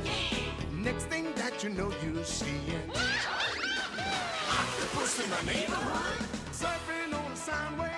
I don't know this one. Oh, I love this one. It's the Magic School Bus. You're not familiar with the Magic School Bus? Sounds like it's fun. It was. Yeah. This is a lot like elementary school for me. Because it's kind of like education. Was it animated? It was animated, yes. They shrink into a little school bus and they would go Oh, into I feel like I've seen that. Okay. Yeah, I didn't know that song, though. All right, yeah. The bus shrinks when they get on it. Yeah, okay. Yeah, I just needed a little context. a lot of like science, anatomy going on, or like different things. You ever watch Word Girl? No, I don't know. Word Girl. Word Girl. PBS, like a... Yeah, I don't know. Like that was one of the things that I remember the kids watching. Like, Word Girl. That's what, like, she'd solve some puzzle and go, Word Girl. Oh my God! Wait, Yeah. you had like 7 seasons. Yeah. In 2007. I'm not familiar with that one. Word Girl. But 2007, I was already like at high school. Yeah, so, you missed Word Girl. You're a little too old. All right, it's time for the Pechanga pick of the week. The Pechanga Resort Casino Stay and Play Package. 1 deluxe room for 1 night. $100 resort or dining credit. Now, I know where Greg's watching the World Cup final. This is obviously the Pechanga pick of the week, right? This has been a tournament that we've been watching for the better part of a month. Are you going to make a big blowout of it? You going to stay at home? What are you guys going to do for the final match on Sunday afternoon? All right, so I work, but I always have my phone. Oh, the buzzers are home? They are home. Okay. So I'll probably be working, but if I'm not, catch me at a bar because I want, and I've said this, if money was not on the line, vamos a España. Yeah. But because I want my $80 or 80 cookies, okay, 80 cookies, 80 cookies. 80 credits. 80 credits, 80 cookies, whatever. Argentina needs to win. Okay, I like that. D? I think I'm gonna just watch it back in my girl's crib. Okay. And then they got a nice little, projector. Oh, so nice. I put on the big screen and I'm having a nice little drink and then just relax. I am not entirely sure what the plan is. Greg's been enticing me with his location at Rocket Brews, so that's a possibility. But I need to be out watching it amongst the people. When Trudeau was in here yesterday, we were talking about this, and now I'm a huge Arsenal fan. Everybody knows that. Nice. Like I'm all in. And you're Arsenal. a ball knower now. I'm a ball knower in soccer and basketball. Look at you. It's just awesome. And like, for instance, if the Dodgers were in the World Series, I do not want to watch it with anybody that I haven't pre-vetted. Like, I need to know who's in the room with me, and I need to know that you're not going to say dumb things that are going to drive me crazy. And just, I'm going to be very selective in that environment. Like a Rams play, like I need to be with my people that understand how I watch this. I don't know anything about soccer, so I just want to be out. I just want to be in the bar. I just want to be singing the songs and all that. Everybody's having so much fun that I just want to be out for all of this. Do you think that what makes it a bigger difference compared to a Dodgers postseason or a Rams postseason? Because like, there's not necessarily like you should be doing this, or No. how can it? Is it because everyone's just enjoying? They're just sitting back. 1,000%. There's no pressure for you. There's no pressure for me, and I don't know when someone's screwing up. Like I made this comparison before. The most fun I've ever had watching my kids play sports were when they were participating in sports that I had never played myself, because I had no idea what was about to happen. I just like run fast, kick the ball. I don't know. Just go have a good time. I could enjoy it purely for I'm rooting for you. But when I watch them play basketball or football or baseball, I know where the problems are. I know where the potential trouble can be. I know when you're setting yourself up for something to go wrong, and you get nervous. And it's the same thing. Like you watch a Dodger game, you go ball 2 to the leadoff hitter. I'm like, we're in deep trouble. I never know when something's about to happen in soccer. Until the ball's in the back of the net, I don't know anything. It's just awesome, and I've got a beer in my hand, and everybody's singing a song. I love it. Now, are you rooting for anybody in particular? Or are you more leaning towards Argentina? Or Not okay. Argentina. Okay. The makeup of the Argentinian team does not please me. I agree. If Yeah. it wasn't for those 80 credits, Yeah, I totally get it. I've I've watched the entire tournament, and Argentina is unique in one very specific way. very. Yeah. Yeah, no, I just thought more because of your Messi voice and how much Messi I won has. a World Cup for 2 years in a row, or 2 cups in a row. I want to win that Balloon d'Or, whatever it's called, and I want to fill it with Capri Sun and cake. It is. We're going to talk about this coming up in just a little bit. Like, we're in a pretty wild time in the sports world where a lot of the GOATs are either currently active or have very recently been active. Like, think about Messi, think about LeBron, think about Tom Brady, Tiger Woods, Ronaldo, Aaron Donald, Ronaldo, Serena Williams. Like, these are not just good players. These are people that have been considered the best who have ever done it. And they're all in a relatively short period of time. Like, all those people I mentioned, like, in that group, Tiger's the oldest, and he won a major 7 years ago. It's not like it's ancient history. It's pretty unique. Like, before, well, is it Babe Ruth? Is it Jesse Owens? Is, like these people, it's like just a long time ago. And all of these guys have been bunched together, and women. Like, Serena's a big part of this too. So, and she's, with her return too, everyone's all locked in right now. So, for sure. Yeah, I mean, because she's undisputably the greatest female tennis player of all time. So it's like whenever she's coming back, I want to see that. We're that restaurant that I like to go to on Friday nights. I'll never forget it. When she was playing her final match at the U.S. Open a few years ago, this is not a sports bar. This is a restaurant that has a TV over the bar. Everybody in the restaurant was riveted watching Serena Williams. She's one of those athletes that you just stop what you're doing? Yeah. Okay. She's the GOAT. Right? They just don't come around all that often unless you've been alive for the last 20 years, and then we're lousy with GOATs. Play your perfect combination at Pechanga Resort Casino. Visit pechanga.com for more information. A little tip or no tip is right around the corner. A reminder that the summer of soccer is here, and Rock and Brews is your headquarters for every single match. Catch all the action on massive LED screens with game day food and drink specials and an unbeatable atmosphere. That much makes it so much fun. Bring your crew and cheer on your favorite team at Rock and Brews. Visit rockandbrews.com for your nearest location. Tip or no tip coming up next. The second half of the MLS season is here, and it starts with the biggest rivalry in the league. Expect the unexpected, throw the records out, whatever you want to talk about with this match, it fits. Tonight, LAFC heads to Carson to battle the Galaxy in another battle for LA. LA, baby. It is Los Angeles, and it is black and gold. The summer of soccer stays right here on 710 ESPN. What a match this has always been since day one. LAFC versus Galaxy. Pre-game starts tonight at 7 p.m.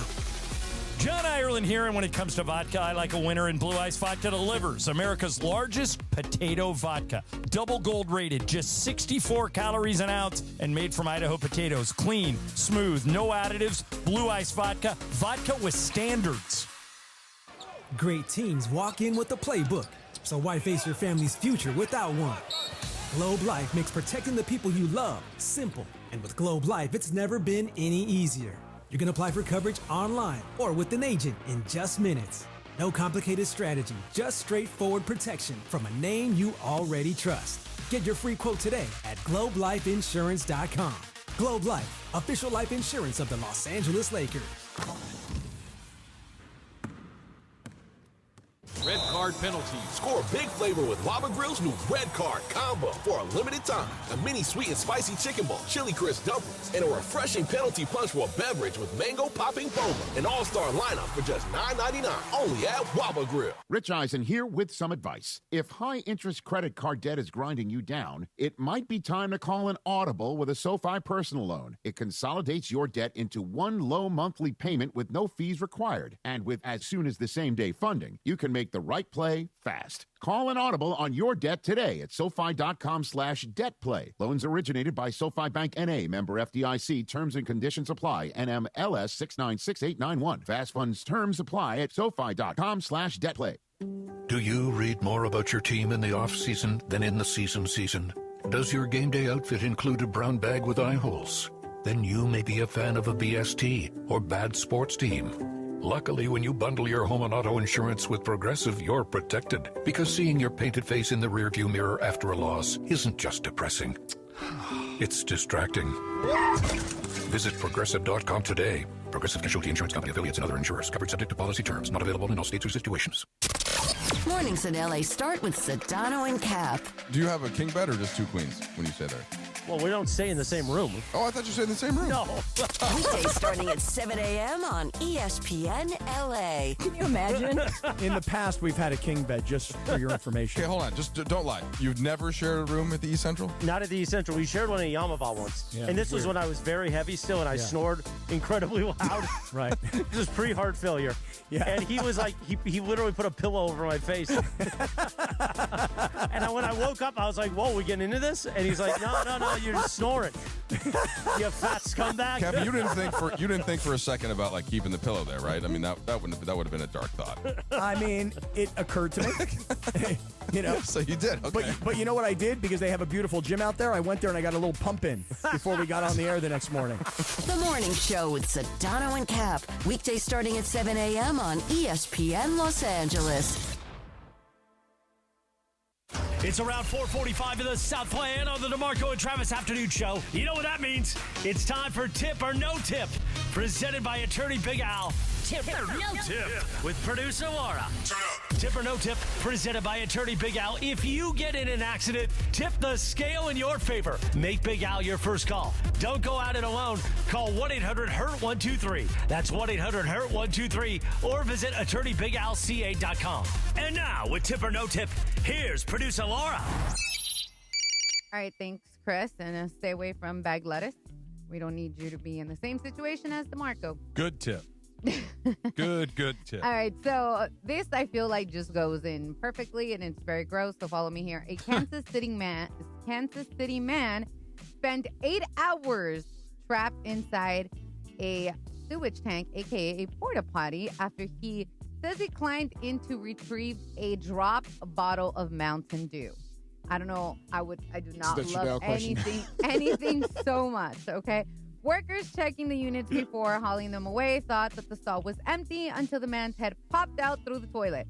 Firefighters had to cut the portable toilet apart to rescue him before hosing him down. Oh, my God. Tip or no tip? This was never in your bingo card of life to know somebody was trapped inside a porta potty. That's a literal nightmare. It's gross. Like it really is. Like, I mean, because I guess there's a scenario where you could fall through that hole. I guess it's big enough to fall in that. Look, like a kid, but like, yeah, I for a soda, that is just the craziest thing I've ever heard in my life. Look, sometimes you have no choice and you got to use whatever's closest. I get it, right? And that is always a really, really tough option because you walk in there and you are overcome with whatever has been in there all day, all week, who knows the last time that thing got emptied. Being trapped in there for 8 hours?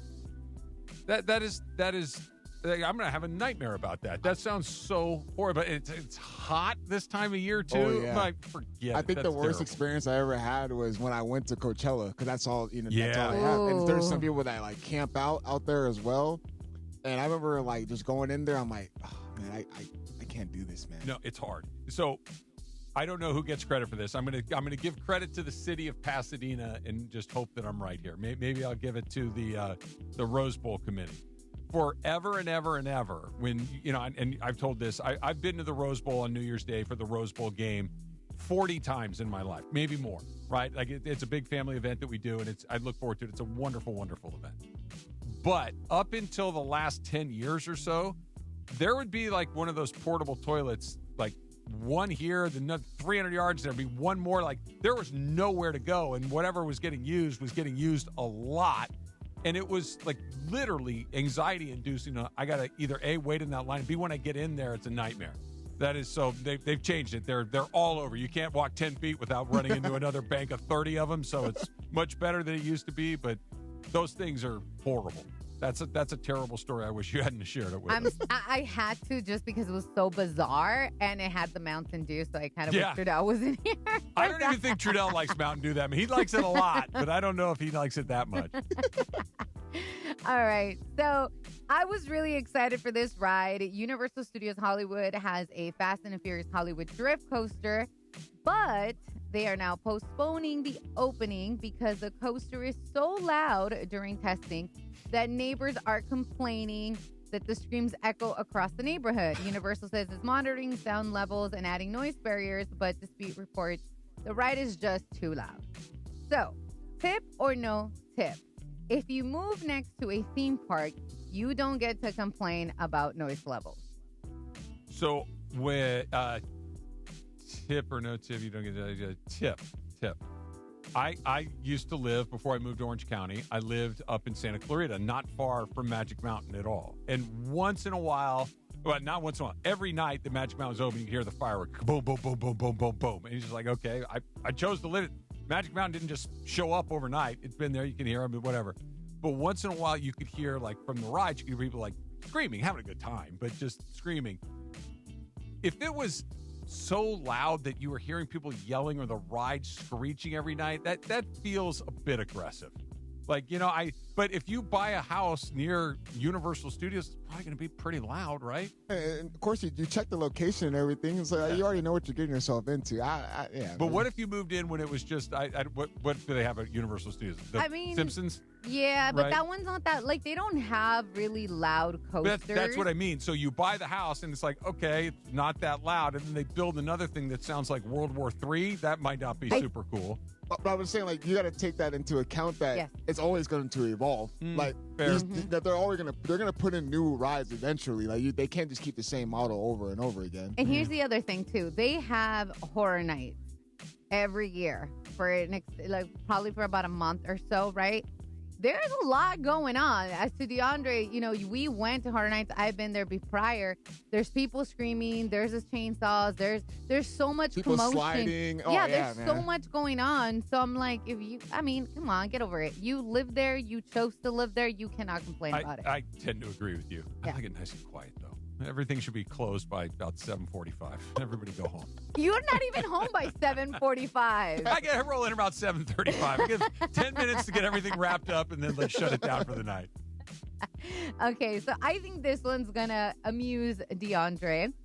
So at Fanatics Fest, Knicks star Jalen Brunson was asked to sign a New York Giants helmet. And he was joking, saying it was against his religion. Obviously, he did sign the helmet, but it said, "Go Birds" on it. When the fan asked if they could convert him into a Giants fan, Brunson answered quickly, no. So tip or no tip, loyalty to your team is everything, even if you play in another city. So he did the right thing. Tip 100%. You have to be ride or die when you become a fan of, especially a team like the Philadelphia Eagles. And then they're talking about a division opponent like the New York Giants. What are we doing here, man? Absolutely. If someone was to hand me a Giants gear, it's automatically getting tossed. Just don't bring any of that towards me. I'm tip too. I give Brunson credit for signing it, but also signing it with an Eagles slogan. That's just terrific. And I think if you are a sports fan, even if you're a Giants fan, and an Eagles fan, like, you're going to respect them saying no, or of course I'm not going to change. It's an irrational thing that we care about this stuff, because when you really stop and think about why do you care about this, there's really no good reason. You just picked the team and you've decided that I'm going to live or die with the results of these teams. If it were easy to just toss it aside, then it wouldn't mean anything. Yeah. But it's not easy to toss it aside. We pick these things usually when we're little, and we carry them around for the rest of the life. Now, maybe you move across the country and you still like your old team and you adopt the new one. But, man, if you got something in your DNA, you're not changing it. So here's the other thing that Greg threw out when I was throwing out this story. He said he didn't like when a guy came to a city and pitched, like, let's say Jared Goff with the Dodgers. Goff, yes, at the Dodgers, and then wore the Dodgers jersey, knowing darn well that's not his team. That irritated him. Do you agree with that statement? Jared Goff, fact check me on this, but I'm pretty sure this is right. I think Jared Goff's dad played for the San Francisco Giants. His dad was a Major League Baseball player.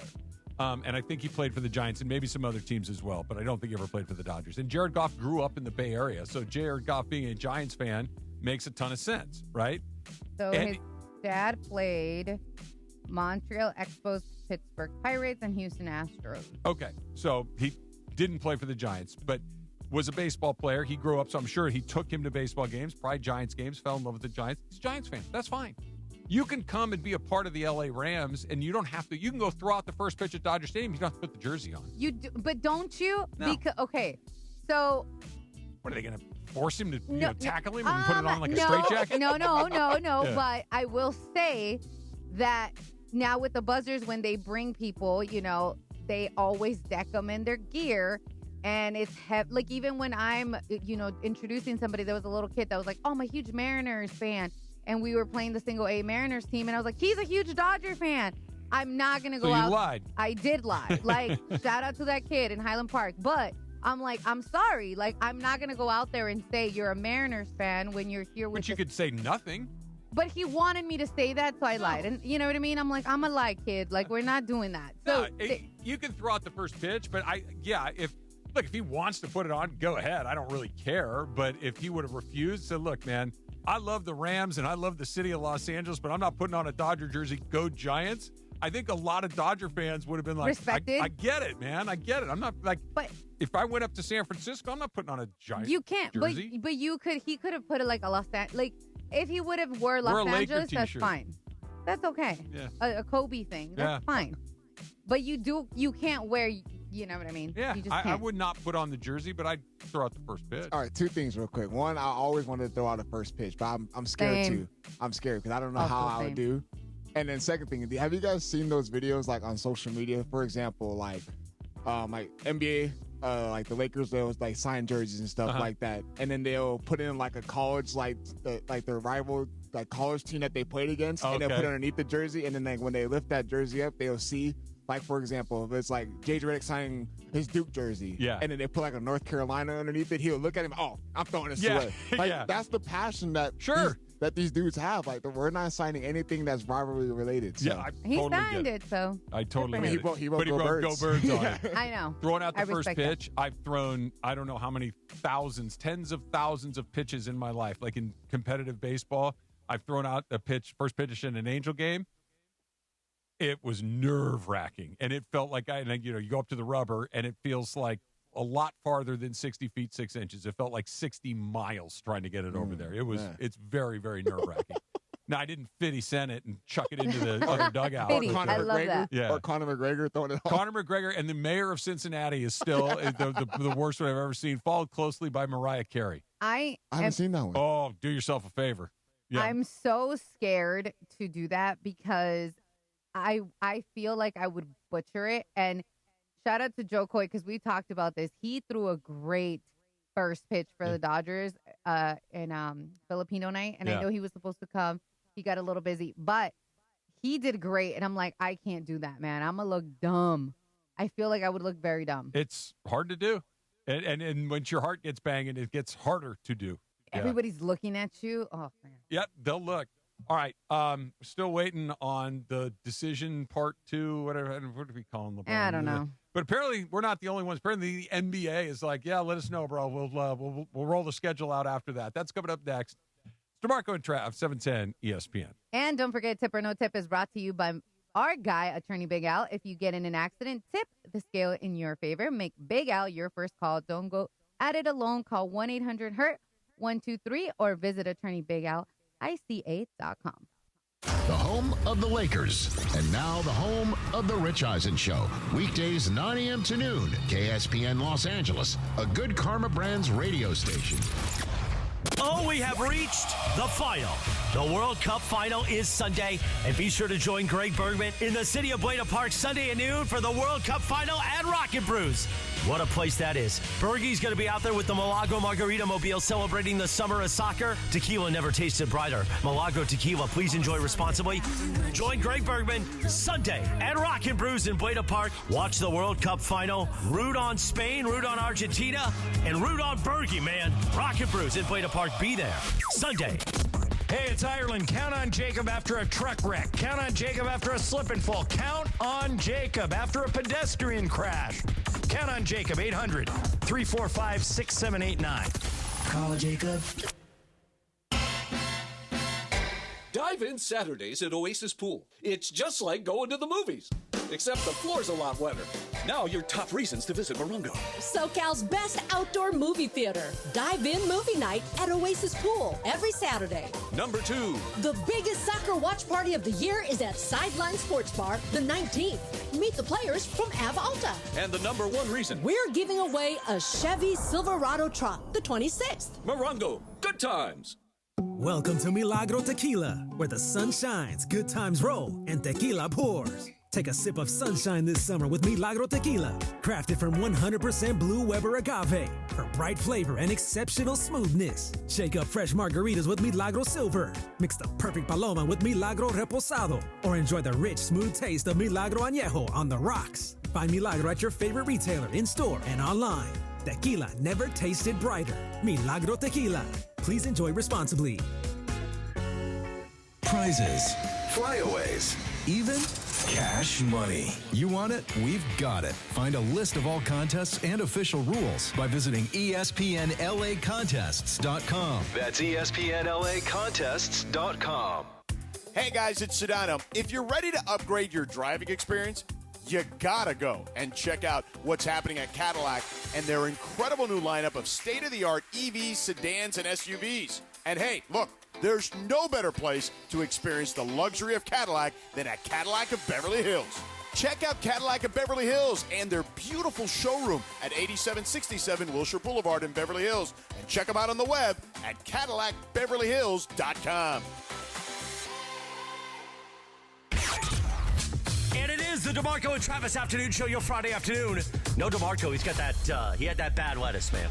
Bergie's here. Now, coming up at 6 o'clock, as we get ready for LAFC Galaxy tonight, the countdown to kickoff at 6:30 p.m., presented by BMO with Mario Ruiz. The Mario Ruiz Show at 6 p.m. If you missed Hacksaw, that's right, Lee Hacksaw Hamilton on with the Sedano and Cap Morning Show this morning. Beto and Cappy live from Del Mar. We will replay an encore presentation of Hacksaw with us this morning, coming up at 6 p.m., followed by Mario at 6:30. Then LAFC against the Galaxy at 7. That's all ahead right here, your Friday night.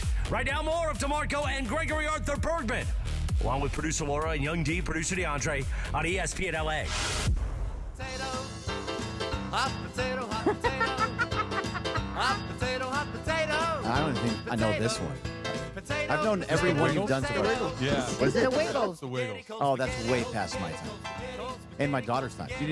She wasn't a Wiggles. Travis is a big fan of the Wiggles. I saw the Wiggles live.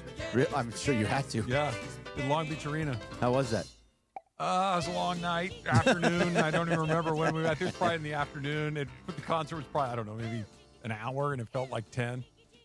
Like, imagine that for an hour, right in your face, and they're looking at you. It was. What was those things that were like in British Teletubbies? Teletubbies, though, they were awful. Oh my God, awful. Oh, they were creepy. Awful. Creepy. Tinky Winky and Poe, and yeah, that was it. That was it. I don't know if you guys were listening to that promo right there that Chris was reading. He just said it was DeMarco and Gregory Arthur Bergman. Was that done intentionally? I'm thinking that it was. I think there might have been a little intention in that. Yeah. If you want to be honest. Yeah.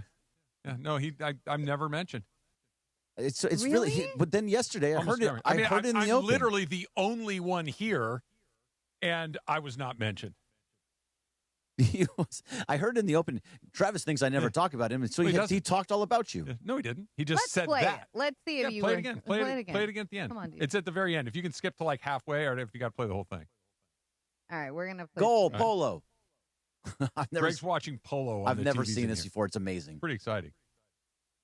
No and Cappy live from Del Mar. We will replay an encore presentation of Hacksaw with us this morning, coming up at 6 p.m., followed by Mario at 6:30, then LAFC against the Galaxy at 7. That's all ahead.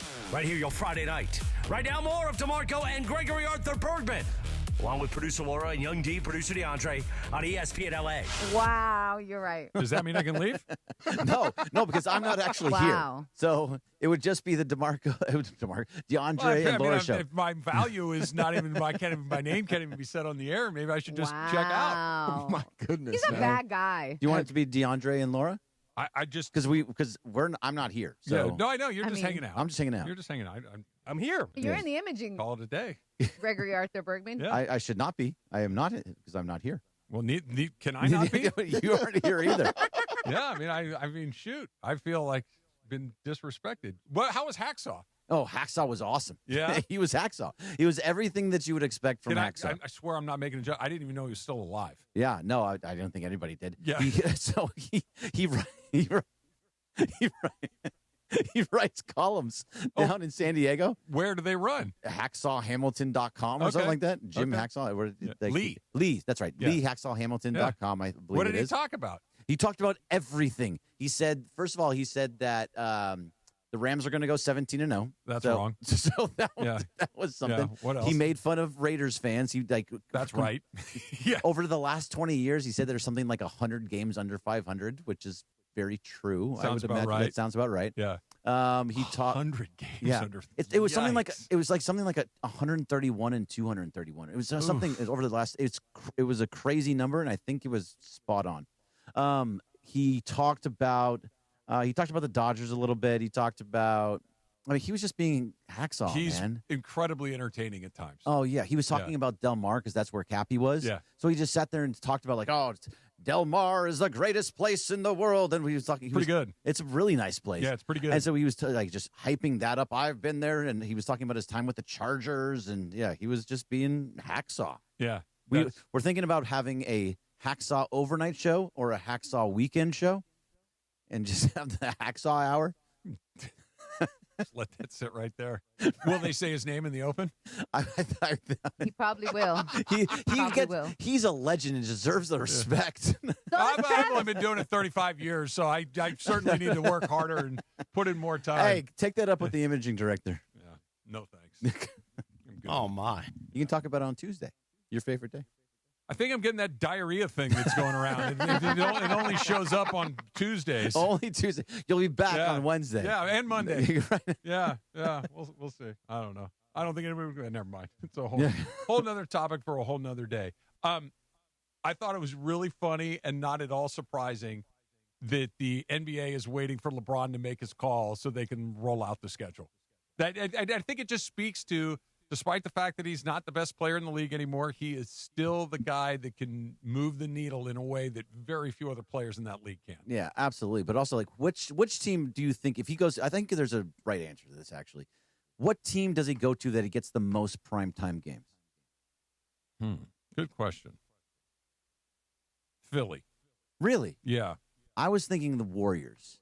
Steph, Draymond, LeBron playing the Lakers. Steph, Draymond, LeBron playing Kevin Durant in Houston. Mm-hmm. Steph, Draymond, LeBron playing the championship Knicks. Like, there's that storyline. I think he's in primetime every night. Yeah, he's going to be on primetime a lot no matter where he goes. But the Lakers had like 47. Yeah, here's why I don't think it's Golden State, and there's at least a chance. I don't think it's a good chance, but there's at least a chance that the Warriors could be bad. Oh yeah, right. And that's why they all get injured. That's what I'm saying. They're all older players, or at least they're just mediocre, right? I don't know if they could be bad with a team that has Steph Curry and LeBron James, but there's a world where they're just in the middle of the pack. If he goes to Philly, they're going to be really good. If he goes to Minnesota, they're going to be really good. If he goes to Cleveland, they're going to be really good. Yeah, I think they'll be really good in all those places. I think they'll actually be really good in Golden State too.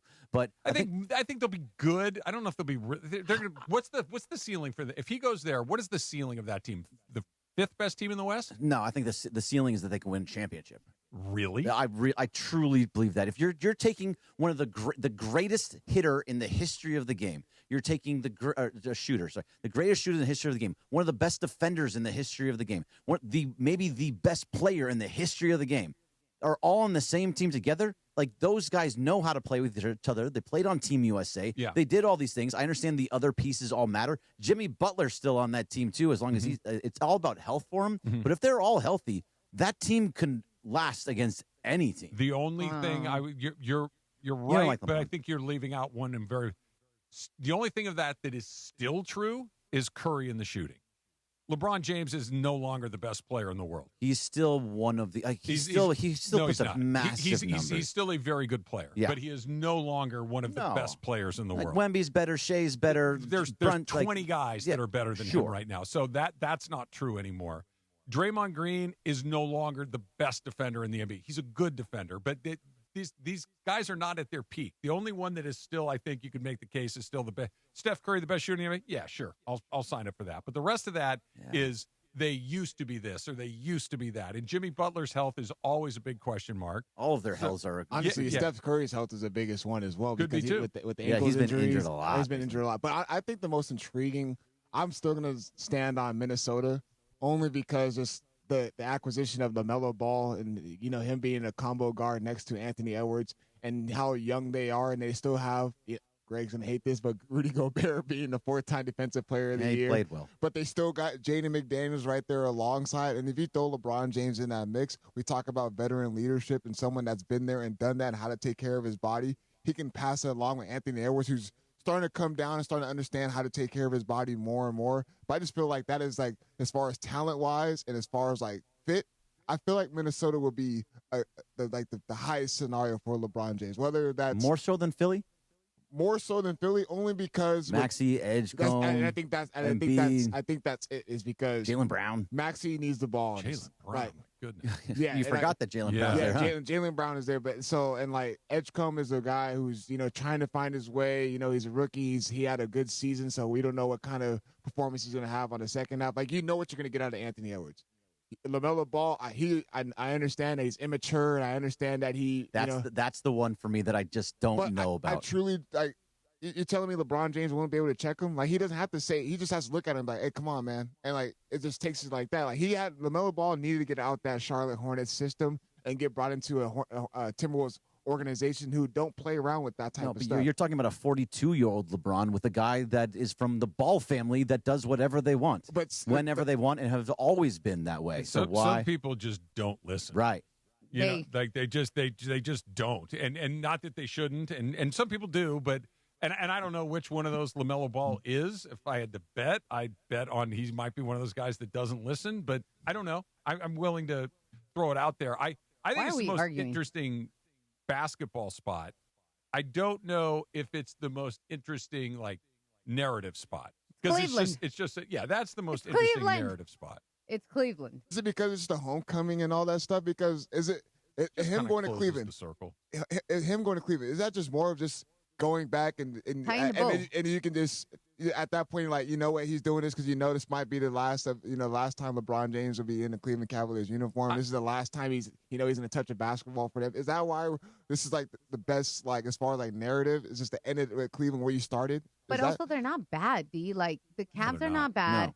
It is his home. Now we found out he's had a crew since he was young, following him throughout his career. So being able to close that chapter, not in a team that's just like, let me go back and just close the bow and tie it all together because it's cute, but they can actually contend as well.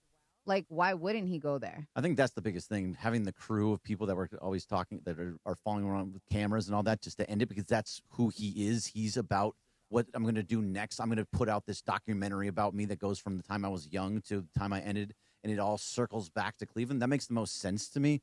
But the only other thing that keeps getting me is I want to be happy. It's not about chasing a ring. I want to be in a good place with myself.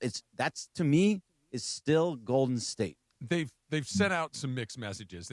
You listen one week and it's about a chance to be competitive. You listen and it's about being happy, about this. So I don't know what he's looking for. I believe he knows what he's looking for. I believe that he's already made up his mind. But the Cleveland thing is just, this is where it started. This is where it ends. Like, just to put it most simply, like Laura said it, I thought pretty, put a bow on it. This is where it started. This is where it ends. The ending there will be interesting no matter what, for the simple fact that this is where it started. This is where it ends. If he goes to Golden State and they're really good, then that's interesting. If he goes there and they're just kind of middle of the pack, that's not particularly interesting. But he'll be happy. No, I'm not saying he wouldn't be, but I'm just saying from the narrative structure of this, like, and to the film crew and all that, clearly they are building a narrative arc 100%. on this. And if he just goes to Golden State and it's just kind of yeah, okay, that was all right. That's a weird ending to the movie, right? The ending in Miami is interesting. The ending in Cleveland makes the most sense. The basketball stuff, it's Philly or Minnesota. Those are the two places that make the most basketball sense. The rest of it is just kind of Philly's good, Minnesota's pretty good. Miami with Giannis, maybe that might be, because even Pat Riley was pitching him. Like, well, we got golf courses, we don't have state income tax. Like, everybody's still anxious to have him come, or at least those 4 or 5 teams that are in the mix. Yeah, I mean, for the narrative aspect, and it really truly does make the most sense. If you're going to watch the LeBron James movie in the next couple of years, it's going to be ending in Cleveland, because that's what I just don't see him playing with James Harden, like that has J.R. Smith like with the hands out, just written all over it. What are you doing, James Harden? But isn't that a good ending? Like, it's not a good basketball ending, but it's a good movie ending. Look, the movie ending, if that's what his motivation is what's the reason. One of the main reasons he came here was the motivation of the movie aspect of it. If the movie ending is what he's looking for, there's no other answer than Cleveland. All right, let me tell you about Wild Fork. Sua, Morales, Bergman, tomorrow, live broadcast, 1 o'clock at the Wild Fork Match Day Food Fest in Long Beach. The first 400 guests are going to score a free Wild Fork gift card. Tomorrow at 1 o'clock, admission is free. RSVP at ESPNLA.com and click on the Wild Fork Long Beach Match Day Food Fest tile. So with regards to LeBron, I don't want to have is LeBron the GOAT conversation, but he's certainly among them, right? Like, if you're talking about, you're going to say his name for sure. Tiger Woods, it's either him or Jack Nicklaus. Serena Williams is the GOAT. Tom Brady is the GOAT. You look at Michael Phelps when it comes to swimming. You look at all these different Messi in the middle of the World Cup right now. This might be like Shohei Ohtani is in the conversation of GOATs. Barry Bonds is in the kind, like, is it just the recency bias of all of this, or are we really like in this golden maybe quarter century of where we are seeing the greatest athletes to have ever walked the planet all at the same time? So I think, yes, we are in that golden, but I do think it's a lot of recency bias that's in there, because I mean, I didn't see Wilt Chamberlain play. Mm-hmm. I didn't see Bill Russell play, or John Havlicek, or any of those guys in the NBA. I didn't see Joe DiMaggio or Mickey Mantle or Babe Ruth. I didn't see any of those guys play. So and go by with every single game. So if you've seen them play, be like, oh, you never saw this guy back in the day. This guy was amazing. So these are our GOATs. I think they belong to us, and you can go all the way back. I mean, there's people that are like DeAndre's age and other people that haven't seen it, but they know about it. But that's Magic Johnson is not in that category you're talking about. Kareem Abdul-Jabbar is not in that category you're talking about. Okay, but hold on. Let's stick right there, because Kareem is. When we talk about the greatest players, Kareem's name does come up, and maybe. But that's not in your criteria of the amount of time. You're talking about the last 20, 30 years. But that's what I mean. But those names, Chamberlain does come up, but there are more guys now. Like, I don't think that anybody's arguing that Ted Williams, he may be the greatest hitter, but he's the greatest baseball player of all. I don't think anybody's arguing about that. No, show legend Ted Williams. Of course he is. Of course he's. I mean, Shohei's the GOAT no matter what. In my he's mind. Certainly a really good choice, and I think Ruth is a good choice. I think that Bonds is a good choice. Hank Aaron, Hank Aaron, there are some others, but we have a really density of the density of the GOATs right now seems to be disproportionate. Like when we were watching as a kid of the 80s, right? You would Michael Jordan, Kareem Abdul-Jabbar, we still say those guys. Like, we're not adding new guys on the back end that are, oh, you didn't see this guy or this guy. Like, these guys that we're seeing now, like, nobody's arguing with you about Tiger Woods and Jack. Like, it is a clear-cut two-horse race. Like, with Lionel Messi, maybe it's a Pele thing, but Pele, Maradona are in there. We're seeing a lot of guys that are contemporaries all at the same time. It's pretty exciting. No, Gretzky. It is. Yeah. Oh, Gretzky. Yeah, that's a whole nother one. Yeah. I mean, a lot of these guys are right now. And think about it. I mean, it's bigger, faster, stronger. It's the games have all changed to be more athletic. I mean, a lot of those guys were drinking beer, smoking cigarettes, and while they were out there. Yeah. You know, it was awesome. It is awesome. Taking greenies or doing like a whole bunch of other stuff. Like it was a different time. So now it's all about your health and your fitness and how much strength you have. It's a different game totally. They can fix things now too. That if you got hurt, you could okay, let's put it back together and you can get back out there and you're going to be yourself again. Ted Williams gets hurt, he's done. His career's over. Look at Koufax. Yeah, done. Koufax would have pitched another 10 years had they been able to do. If Koufax comes along 10 years later in the 70s as opposed to in the 60s, he pitches into the 80s. Right. Because they would have been able to fix his elbow. Yeah, if it's like Tommy John surgeries and all the different things, and it's all even like you tear your ACL and guys are coming back 6 months. 6 months now. Yeah. That was at least a year forever, and then it was almost career ending at one point. Before. Right, so it's a different time. Who's the goat of the goats? I think there's an easy answer to this. So I think that also depends on what the criteria is. Okay, I'm going to define it like this. You can change it if you want, but this is what I'm thinking. Okay. That they have separated themselves by the most distance from the next closest guy. You know what I mean? Right. Like, for instance, Tiger Woods and Jack Nicklaus are really close. Yeah. Like, depending on but they Michael Jordan and LeBron James it's are debatable. Really, really close. So I think it's the one where we all just kind of go, yeah, I think it's him. Like, the next guy is really not in the picture. So, I mean, it's either Shohei or Messi. And I think if you want to go by worldwide, I think it's Messi. I don't think it's either one of those guys. Really? Is it Serena? I think she's one, and I think there's one other. What is the sport? What's the sport? Football. Tom Brady? Yes. Oh, yeah. Oh, yeah. Totally fair. There's arguments towards Patrick Mahomes to get there. He's not even halfway there. No, yeah, he has to get there, but yeah. Yeah, no. he's not even halfway there. That's why I think Serena, because That's why. Yeah. The next good one. closest person to Serena, Steffi Graf, who Martina Navratilova, whoever. She's way in the rearview mirror. Yeah. The next closest to Tom Brady is way in the rearview mirror. Who is the next closest? Is it Peyton? Joe Montana, Peyton, Elway. Yeah. Take your pick, but it's like no one's arguing on behalf of those guys. Right. It's Brady. I mean, he just has 7? He has 7. 7, and he lost twice. Right. So he went to he has 7 and he went to 9. That's pretty incredible. Yeah, I mean it's bonkers, and it's not just that he won a bunch of he was the reason they won almost all of those. He was making key plays in all of those. He wasn't along for the ride in any of that. Like, he was the engine in all of it, and the fact that he came from, I don't want to say from nothing, but certainly had zero expectations when he showed up. I think it's Brady and Serena, and between the two of them, I'm not so sure. One more. There's one more, and Crash Override put it in the chat, so I totally agree with it. One more. Gretzky, yeah. There is nobody close to him. The fact that who was it? It was just Ovechkin just passed him in goals. That still doesn't take into the fact that the amount of assists that he has on top of that is still I'd more than anybody else. That's a good one. At one point, he had more assists than anybody else had points. Yeah. No, that's a good one. It may still be the same. Who sent that? Crash Override. Good job, Crash. That is a good one as well. Yeah. So far ahead. I still think it's Brady. Yeah. Like, as great as Gretzky is, the great one, is he double the next closest guy? Like, he's number one in yardage. Matthew Stafford would have to do his entire career over again, halfway. Matthew Stafford's played 20 years. He'd have to do another 10 at a Matthew Stafford pace to catch him in yardage. And I also think it has to do with popularity. Like, hockey is popular, but it depends on where you live. Like, it's more popular. But Gretzky's Gretzky. I know that, but I'm talking like Serena. For me, it would be Serena. She's also a local girl, global, but a lot of people don't follow that sport. So that's why people are agreeing with you guys in more popular sports too.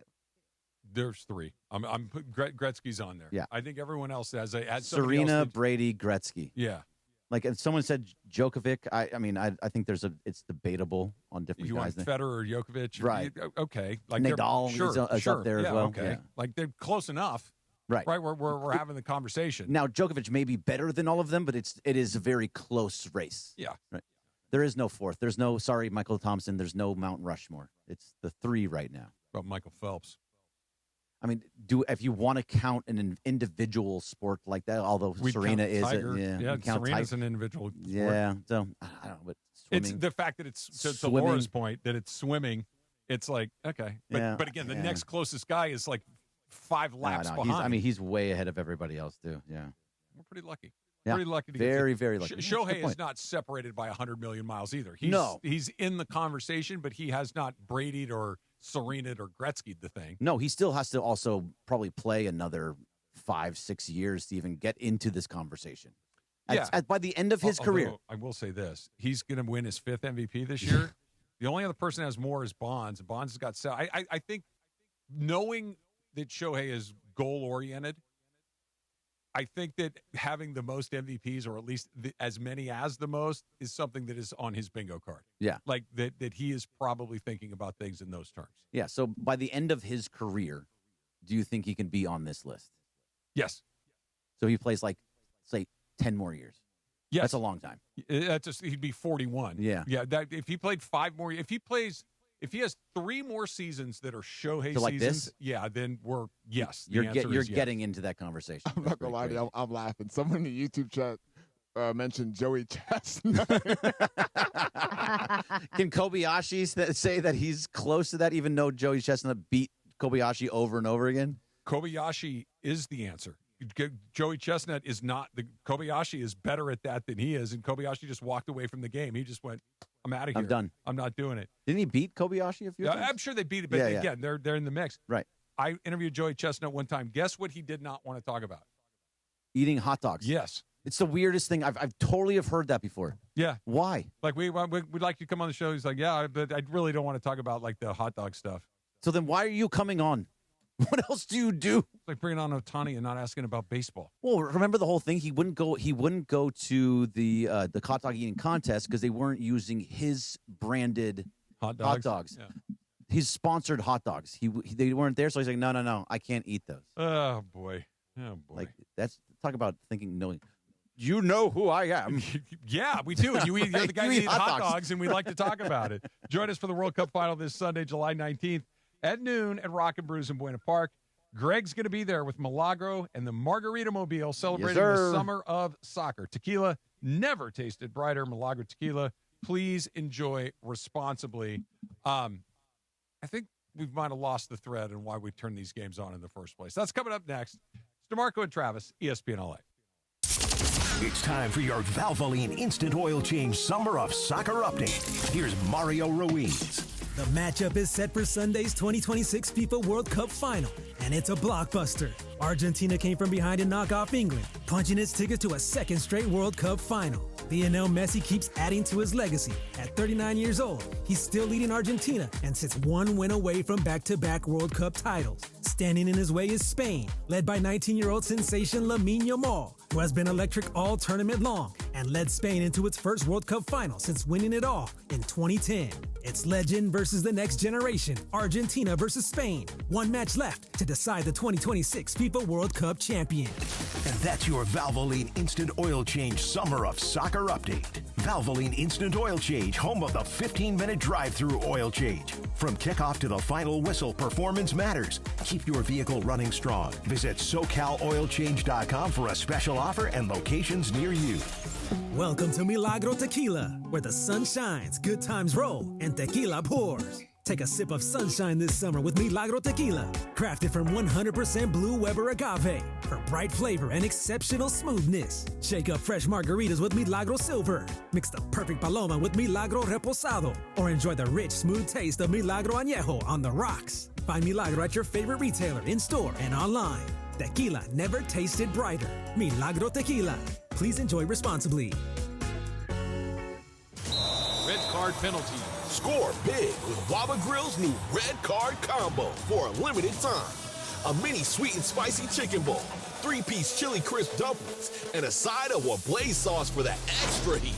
Then kick it up a notch with our new Penalty Punch, a premium beverage loaded with sweet mango popping boba. It's a flavor finish that hits the back of the neck. Get the red card combo for $9.99. Only at Waba Grill. Oh, we have reached the final. The World Cup final is Sunday, and be sure to join Greg Bergman in the city of Buena Park Sunday at noon for the World Cup final at Rocket Brews. What a place that is. Bergie's going to be out there with the Milagro Margarita Mobile celebrating the summer of soccer. Tequila never tasted brighter. Milagro Tequila, please enjoy responsibly. Join Greg Bergman Sunday at Rockin' Brews in Buena Park. Watch the World Cup final. Root on Spain, root on Argentina, and root on Bergie, man. Rockin' Brews in Buena Park. Be there Sunday. Basketball never sleeps, and neither does ESPN LA. The stars of tomorrow are headed to Vegas for NBA Summer League, and we are there. ESPN Los Angeles will be bringing you all the latest headlines, storylines, and more. From matchups and breakout performances to expert analysis from the voices you trust, we've got you covered. Coverage of the 2026 NBA Summer League on ESPN Los Angeles is presented by Globe Life, official life insurance of the Los Angeles Lakers. Hey, John, why so glum? I just got let go. The company's downsizing. This is the third time in the last 2 years. I'm done with this. Have you thought about My Computer Career? I've heard they can train you for a career in IT in just a few months, including cybersecurity and the basics of AI. And you don't need prior training or experience. Now that's a recession-resistant career. Wow, thanks. I'll check them out. Go to mycomputercareer.edu and take the free career evaluation. mycomputercareer.edu, an Elite CompTIA certification partner. Financial aid is available to those who qualify, including VA benefits. Twisted Tea Hard Iced Tea just got harder with Twisted Tea Extreme. The hard iced tea taste you know and love, but with an 8% kick of alcohol. Twisted Tea Extreme is made with real brewed tea, goes down smooth, and brings your daytime drinking to the next level. Just look for the bright yellow cans in the cooler and get ready to dial up the fun. Big flavor, extreme kick. Twisted Tea Extreme. Keep it twisted. Visit Tea Brewing Company, Cincinnati, Ohio. Please drink responsibly. Oh, yes, I've told you about a special Saturday in Long Beach at Wild Fork. Did you go to ESPNLA.com yet? Did you sign up? Sua, tell them about that meat, man. Love having fresh, wild meat in your mouth. Shop Wild Fork. Exactly right, Sua. Join us tomorrow, 1 p.m. We're broadcasting live on ESPNLA. Hey, it's Sua Cravens. Join me at Wild Fork Saturday in Long Beach, California. From the Wild Fork in Long Beach, go to ESPNLA.com right now. Sign up. Last chance for the Wild Fork Foods Match Day Food Festival. Oh, it's going to be a party, party. This is the afternoon show with DeMarco and Travis. They told me you used to be hip, Trav. Used to be? Yeah, What do you mean? They said, like sweet tea used to be hip. Like you can get down. Afternoons with DeMarco and Travis rolls on. I'm pretty comfortable wherever I need to be comfortable. You should take him to the club. Back to the guys.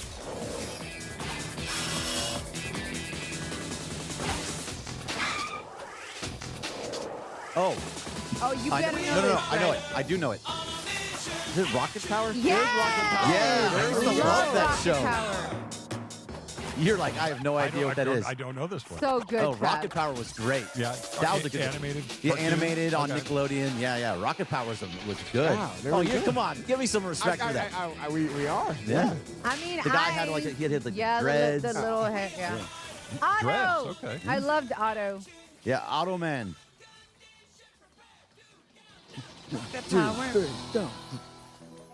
Freddie Freeman just struck out 1-0 Yankees, and going to the bottom of the 6th inning. Rogi Sasaki's been really good so far today. Yeah. 5 innings, 3 hits, 1 run, but it's unearned. 5 strikeouts, just 1 walk. Great. Yeah. Awesome. And the one run that was scored, it was a double to center field. Andy Pies misplayed it.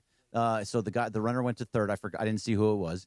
And then on one of the next few pitches, he threw a fork ball, and it just got away from Dalton Rushing. Yeah. So it was a pass ball. And that's why it's 0 earned. Otherwise, he'd be clean. Garrett Cole is Garrett Cole tonight. 3 hits, 8 Ks, no walks, no runs.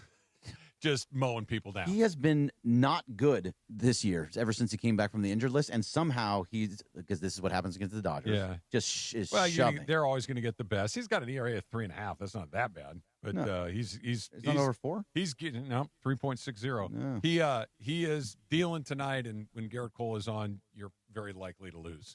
Oh, Unless he forgets to cover first base. Which and is then all bets are off. The most amazing thing. Him just pointing to first base and to Anthony Rizzo, and Mookie is just running past him is so good. I will go to my grave convinced I know what happened right there. Because if you go through that entire inning, he had gone through that entire mess, right? And dealt with all of these guys. It was a tough inning for him. And Mookie Betts, who was still the full version of Mookie Betts at this point, like really dangerous hitter, hits a little squibber that he knows is an easy out. And for a fraction of a second, he's like, I got out of this. And he forgot, I got to get my ass over there. He just completely spaced on it because he had grinded so hard to try to escape that inning with no damage. He just blanked out for a fraction of a second. And because I've been there, it's one of these, you're so locked in that when you finally do it, you just, he just forgot to do the last and he thing. gave the breath, and then it all just went. And then, oh God! And then it just turned around on him. When to his credit, though, he went another couple innings after that, He pitched and just his ass was off. he was great in that game. And that ball that Mookie had a little funky spin on it. And so Rizzo had to sit on it. He couldn't move through it. You know, with a ball that's hit normally, it has top spin or Right. whatever. Yeah. It's an easy just move through it. This one was spinning like a globe, which means it's going to kind of snake on It the could grass. move at some So point. he's got to play it like a hockey goalie. Like, I got to get down and block this thing because all I have to do is block it and flip. He's not there. And then the wheels just fell off. Freddie hits the ball. Was it a double? And then Teo comes up and hits it over Aaron Judge's head. I thought Judge was going to catch that one and left Oh, the I bat, totally too. did. Yeah. So did I. I was like, oh man, it didn't work, and he just went over his head. Judge was a mess in that game. DeMarco said it at the time, and I thought he was crazy, but he was spot on. He was 100% right. That he goes, that's what everybody's going to remember him for. We're like, no, it's Aaron Judge. He's a 3-time MVP. And it's like All I remember. I know. Over and over. I know. He hits And for massive Yankee home fans, runs too. Yeah. Like, until they win the World Series, that's going to be the thing that is like, he's a 3-time. Nobody wins the MVP 3 times. That's an incredibly small group of players, and he's done it. But yeah, it's right there. Everybody's going to remember him because if you want to be an all-time great Yankee with 27 championships, you have to win a World Series. And just like with the Lakers, if you want to be an all-time great Laker, you have to win an NBA 100%. championship. And so Judge now is that he's going to be known as the guy that just couldn't get there. He was the guy that fell apart in the postseason. He's the guy that just doesn't make the play when it's that important, and that's a terrible place because he's such an amazing ball player. He's a little older than I Yeah. thought. Do you know how old Aaron Judge is? 32? 34. 34. Oh, man. I mean, a 6'7", the guy's a giant. He had his 34th birthday in April. Oh, yeah. So it's starting to go up. Yeah, so he doesn't have them. Now he's hurt. Yeah. He's going to start becoming. Maybe he starts becoming a little bit injury prone. He's going to be a forgotten Yankee. No, not with 3 MVPs, but he will be remembered differently from all of those other guys. He's not. That's for He's sure. not going to be in the level of Babe Ruth and No, Mickey of course Mantle not. and Joe DiMaggio Or and Jeter or Jeter, Rivera or any of that stuff. okay. Sorry, Greg. No, you're fine. Is he going to have – okay, I wanted to bring this in, and I feel like this is how I'm going to do it. You know how everybody's posting, like, my Netflix documentary will start like this in the chair, and everybody's – is that going to be Judge's, like, oh, man, my Netflix special documentary is the drop in the World Series? Like, yeah. you know what I mean? That's going to be his. I don't even know what else it possibly could be. That's If you're gonna gonna be his. If you're going to talk to Aaron Judge in 15 years, you're sitting him down to talk about what happened in that inning. It's certainly in the conversation. It may not be the first, but yeah, of course. And he doesn't win is definitely that. Yeah. No, look, it was an incredible mistake, and on the biggest stage. And if they win that game, who knows what happened because they'd won Game 4, right? And all of a sudden, it's okay, here we go. Win Game 5, send it back to LA. You just got to win one more, and that's coming back. Like, who knows how it unfolds? So now, I mean, it's interesting too because Game 6 was going to be Yamamoto, and what we've seen from Yamamoto with the bright lights, we talked about it earlier, and what he did in the World Series last year. Yamamoto wins that game, doesn't he? Yeah, very likely that he does. He's that dude. Even though all the momentum changed over to the Yankees, Yamamoto's going to go into that game and he's like, okay, sorry, guys. I'm going 8 innings with 1 hit. I don't know if he's the best pitcher in baseball, but I know if I had one game to win, he'd be my first pick. 100%. I am not taking Skeens. I'm not taking Skubal. I'm not taking Cole. I'm not taking Mizorowski. No. I take Yamamoto that guy for 1 game. Yeah, if 1 game and I got everything on the line and everything being equal, I'll take him. I've seen it.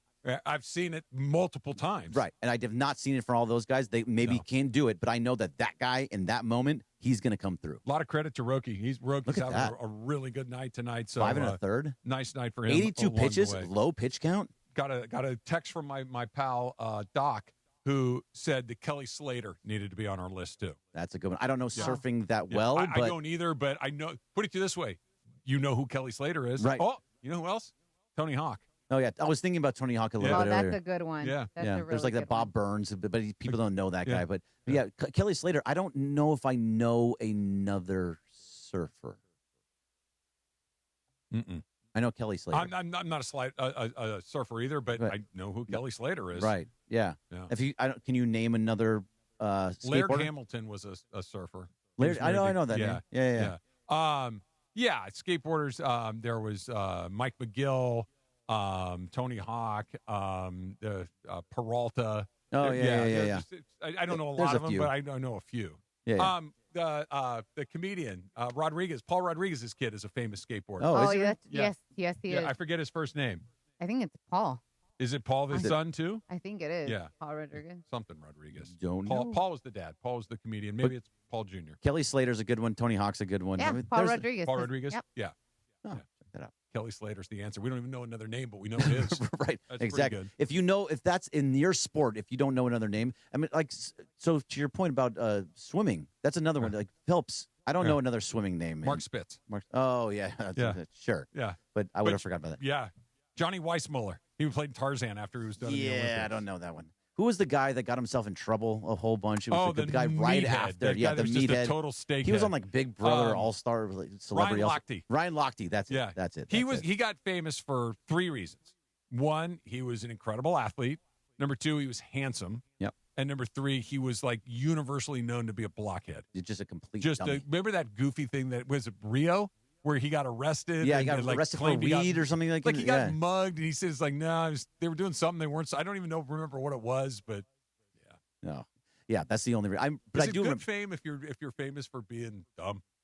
I mean, you don't know. Like So most you just people know, are like hey, that. I'm just, you know who else has done I'm this? just famous. And by the way, I think he's totally running a long con because I don't think he's dumb at all. But I think he is. His brand is I'm an idiot. Gronk. Yeah, that's Yeah. exactly who I thought you were going to say. I don't know, Yeah. man. I think he is dumb.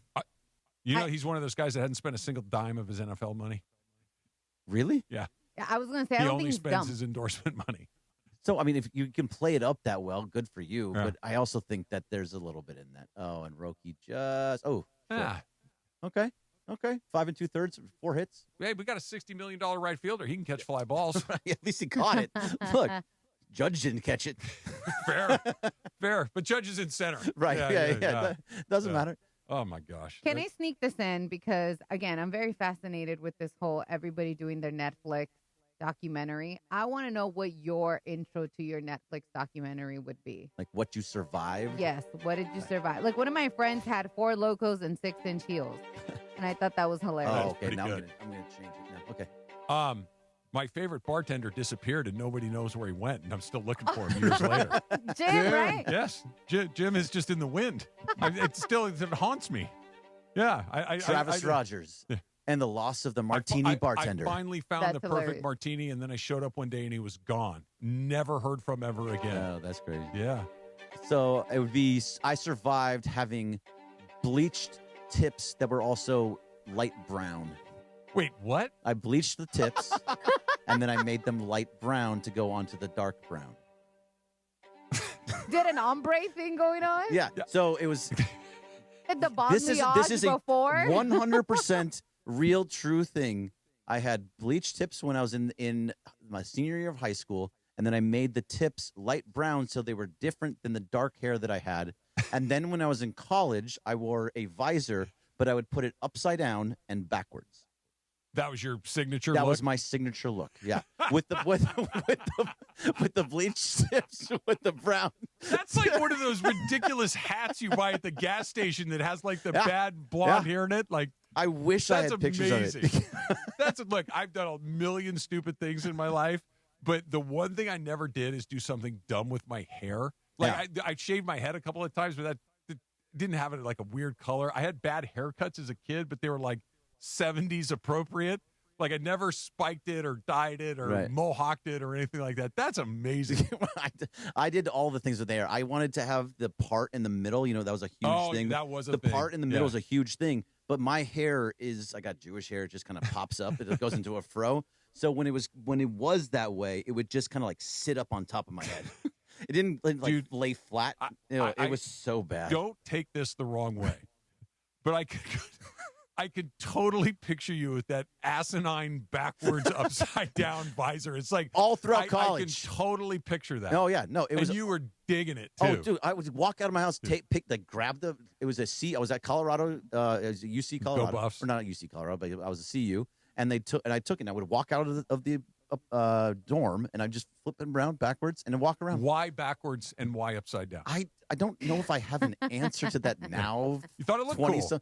I thought I looked cool. Yeah, 100%. Did you ever have that with the bleached Yes, tips? 100%. Yeah. Bleached Did it all. brown I did tip. the whole thing. Your parents don't have a picture of this at some place? I sadly, a lot He of has my them. yearbooks and all those things and pictures from that time are just gone. They're gone? I don't know. I have no clue where they are. at No all. kidding. No clue. Are they in an attic somewhere? No, my mom doesn't have it. She gave me all of it. And at some Oh. point they were in a big bin. Oh, that sucks. And I don't know where anything's I don't know where any of that stuff is. I can get a senior year picture. Yeah. But it's just bleached blonde. I'd like to see that. That'll at least get me. I'll take a picture of that tonight. Get me I can started find a little that. bit along the way. Little shop talk to round out the week. That's coming up next. Mr. Marco and Trav, ESPN LA. Tonight at 8 p.m. on 710 ESPN, it's Road to the Cup with Mario Reeves and me as we discuss the World Cup final coming up Sunday. Yeah, you couldn't ask for a better final than this one. Two powerhouse teams, Argentina versus Spain, Messi versus Lamine Yamal. It's going to be a good one, Dave. It is going to be a good one. We will break it down for you. Who's going to win this match? We will tell you. Coming up tonight, 8 p.m., 710 ESPN. Dave Denholm, Mario Reeves, and you on Road to the Cup. John Ireland here. You want a vodka that's championship caliber? Look for Blue Ice Vodka at Ralph's, America's largest potato vodka. Double gold rated, just 64 calories an ounce. Classic, Huckleberry, or double espresso. Blue Ice Vodka. Vodka with standards. DraftKings is live in all 50 states. Yes, that means us, California IA. The Cup is down to its final matches. One trophy, one champion. DraftKings has you covered for every single one of them. The DraftKings app is now live in California, so whether you're catching that early kickoff before work or that late match at the bar, you're in on every single minute, every match, every moment, all in one app. Right here in California, the world's biggest stage in the palm of your hand. And new DraftKings customers sign up with code LA710, spend $5 to get $200 in total rewards over 21 days. That's code LA710. Don't forget that. In partnership with DraftKings, the crown is yours. Event trading offered by DraftKings Predictions, a CFTC registered introducing broker. Trading involves risk of loss. Market availability varies. Eligibility restrictions apply. $50 every 7 days via click-to-claim issued in non-withdrawable predictions dollars that expire in 1 year. Ends July 19. For terms, go to dkng.co/predictions promo. Good luck. We all hear the radio ads about the IRS. They tell you to be afraid, to be scared, and they try to frighten you into calling. I'm not here to do that. Tax Relief Advocates is different. TRA is here to tell you that if you owe money to the IRS, whether it's $5,000, $50,000, or $500,000, we have a solution. It doesn't matter if you're sitting in your car, at work, or with your kids. No matter where you are, call now. 800-575-6759. Don't lose hope. TRA can eliminate or reduce what you owe to the IRS. Generous programs are now available that can give you a fresh start. Our passion is taxes and helping individuals fix their IRS problems. We have over 1,000 five-star reviews on Google and an A+ with the Better Business Bureau. You don't need to be afraid of the IRS any longer. End your tax nightmare today by visiting us online at TRA.com or call 800-575-6759. That's 800-575-6759. Tax Relief Advocates. Real solutions for real people. Progressive presents ways to save money that aren't bundling your home and auto insurance with Progressive. Thanks again for taking me to the game, man. I can't wait to get in there. By the way, what's in the bag? Oh, I bring my own hot dog and peanuts. Saves a ton. Savvy. And what about the beach chairs? Why buy seats when you can save big and bring your own? We can't get in without tickets. Tickets? What do you think the portable TV is for? Don't save money pretending to go to the game. You could save hundreds by switching to Progressive. Get a quote at Progressive.com. Progressive Casualty Insurance Company, affiliates, and other insurers. Not available in all states or situations. Get in the zone, AutoZone. Summer's finally here, and we're kicking it off with a whole lot of free. Free brake pads with Duralast rotors. Free oil filter with 5 quarts of oil. Free Armor All wipes with Armor All glass cleaner, and more. More free, so you can have more summer. Celebrate free at AutoZone. Now through July 27th. Restrictions apply. Get in the zone, AutoZone. It's DeMarco Farr and Travis Rogers. Right. Just I. Right. All right. Right. It was cool. By the way, I think that's the first time I ever said I. Afternoons with DeMarco and Travis rolls on. Did I get it out in one piece? Did I You did good. Back to the guys. All right, a little shop talk to round out the week. Hope everybody has a fantastic weekend. A little World Cup championship match on Sunday. That third place game is weird to me. They need to 86 that thing. So we talked about it a little bit earlier in the morning show, but only just for a quick second. Instead of the Pro Bowl, a third place game. You don't want the Pro Bowl. You don't want the Pro Bowl, do you? Dude, can you imagine losing the NFC Championship game and then go going to play another game for a third place? place? I got to go win one game to go to the Super Bowl, and you got to no. For the fans, it would be a better experience than whatever they are doing at the Pro Bowl with this players, nonsense.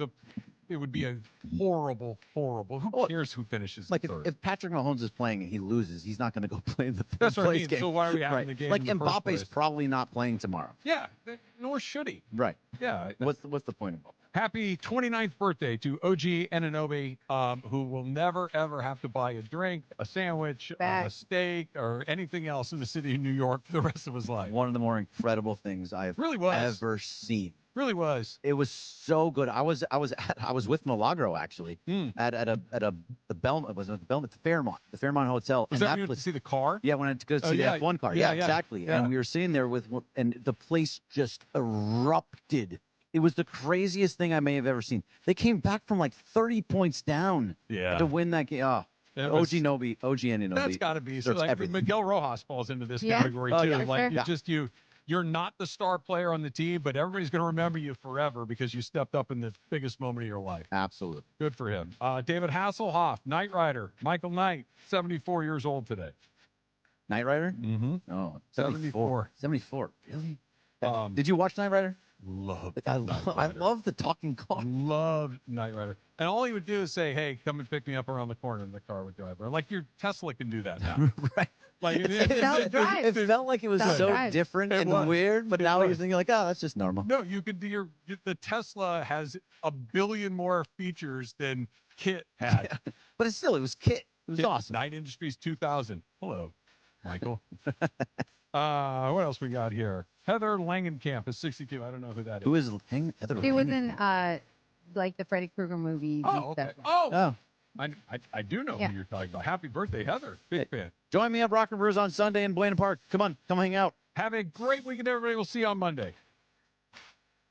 Oh, yes, I've told you about a special Saturday in Long Beach at Wild Fork. Did you go to ESPNLA.com yet? Did you sign up? Sua, tell them about that meat, man. Love having fresh wild meat in your mouth. Shop Wild Fork. Exactly right, Sua. Join us tomorrow, 1 p.m. We're broadcasting live on ESPNLA.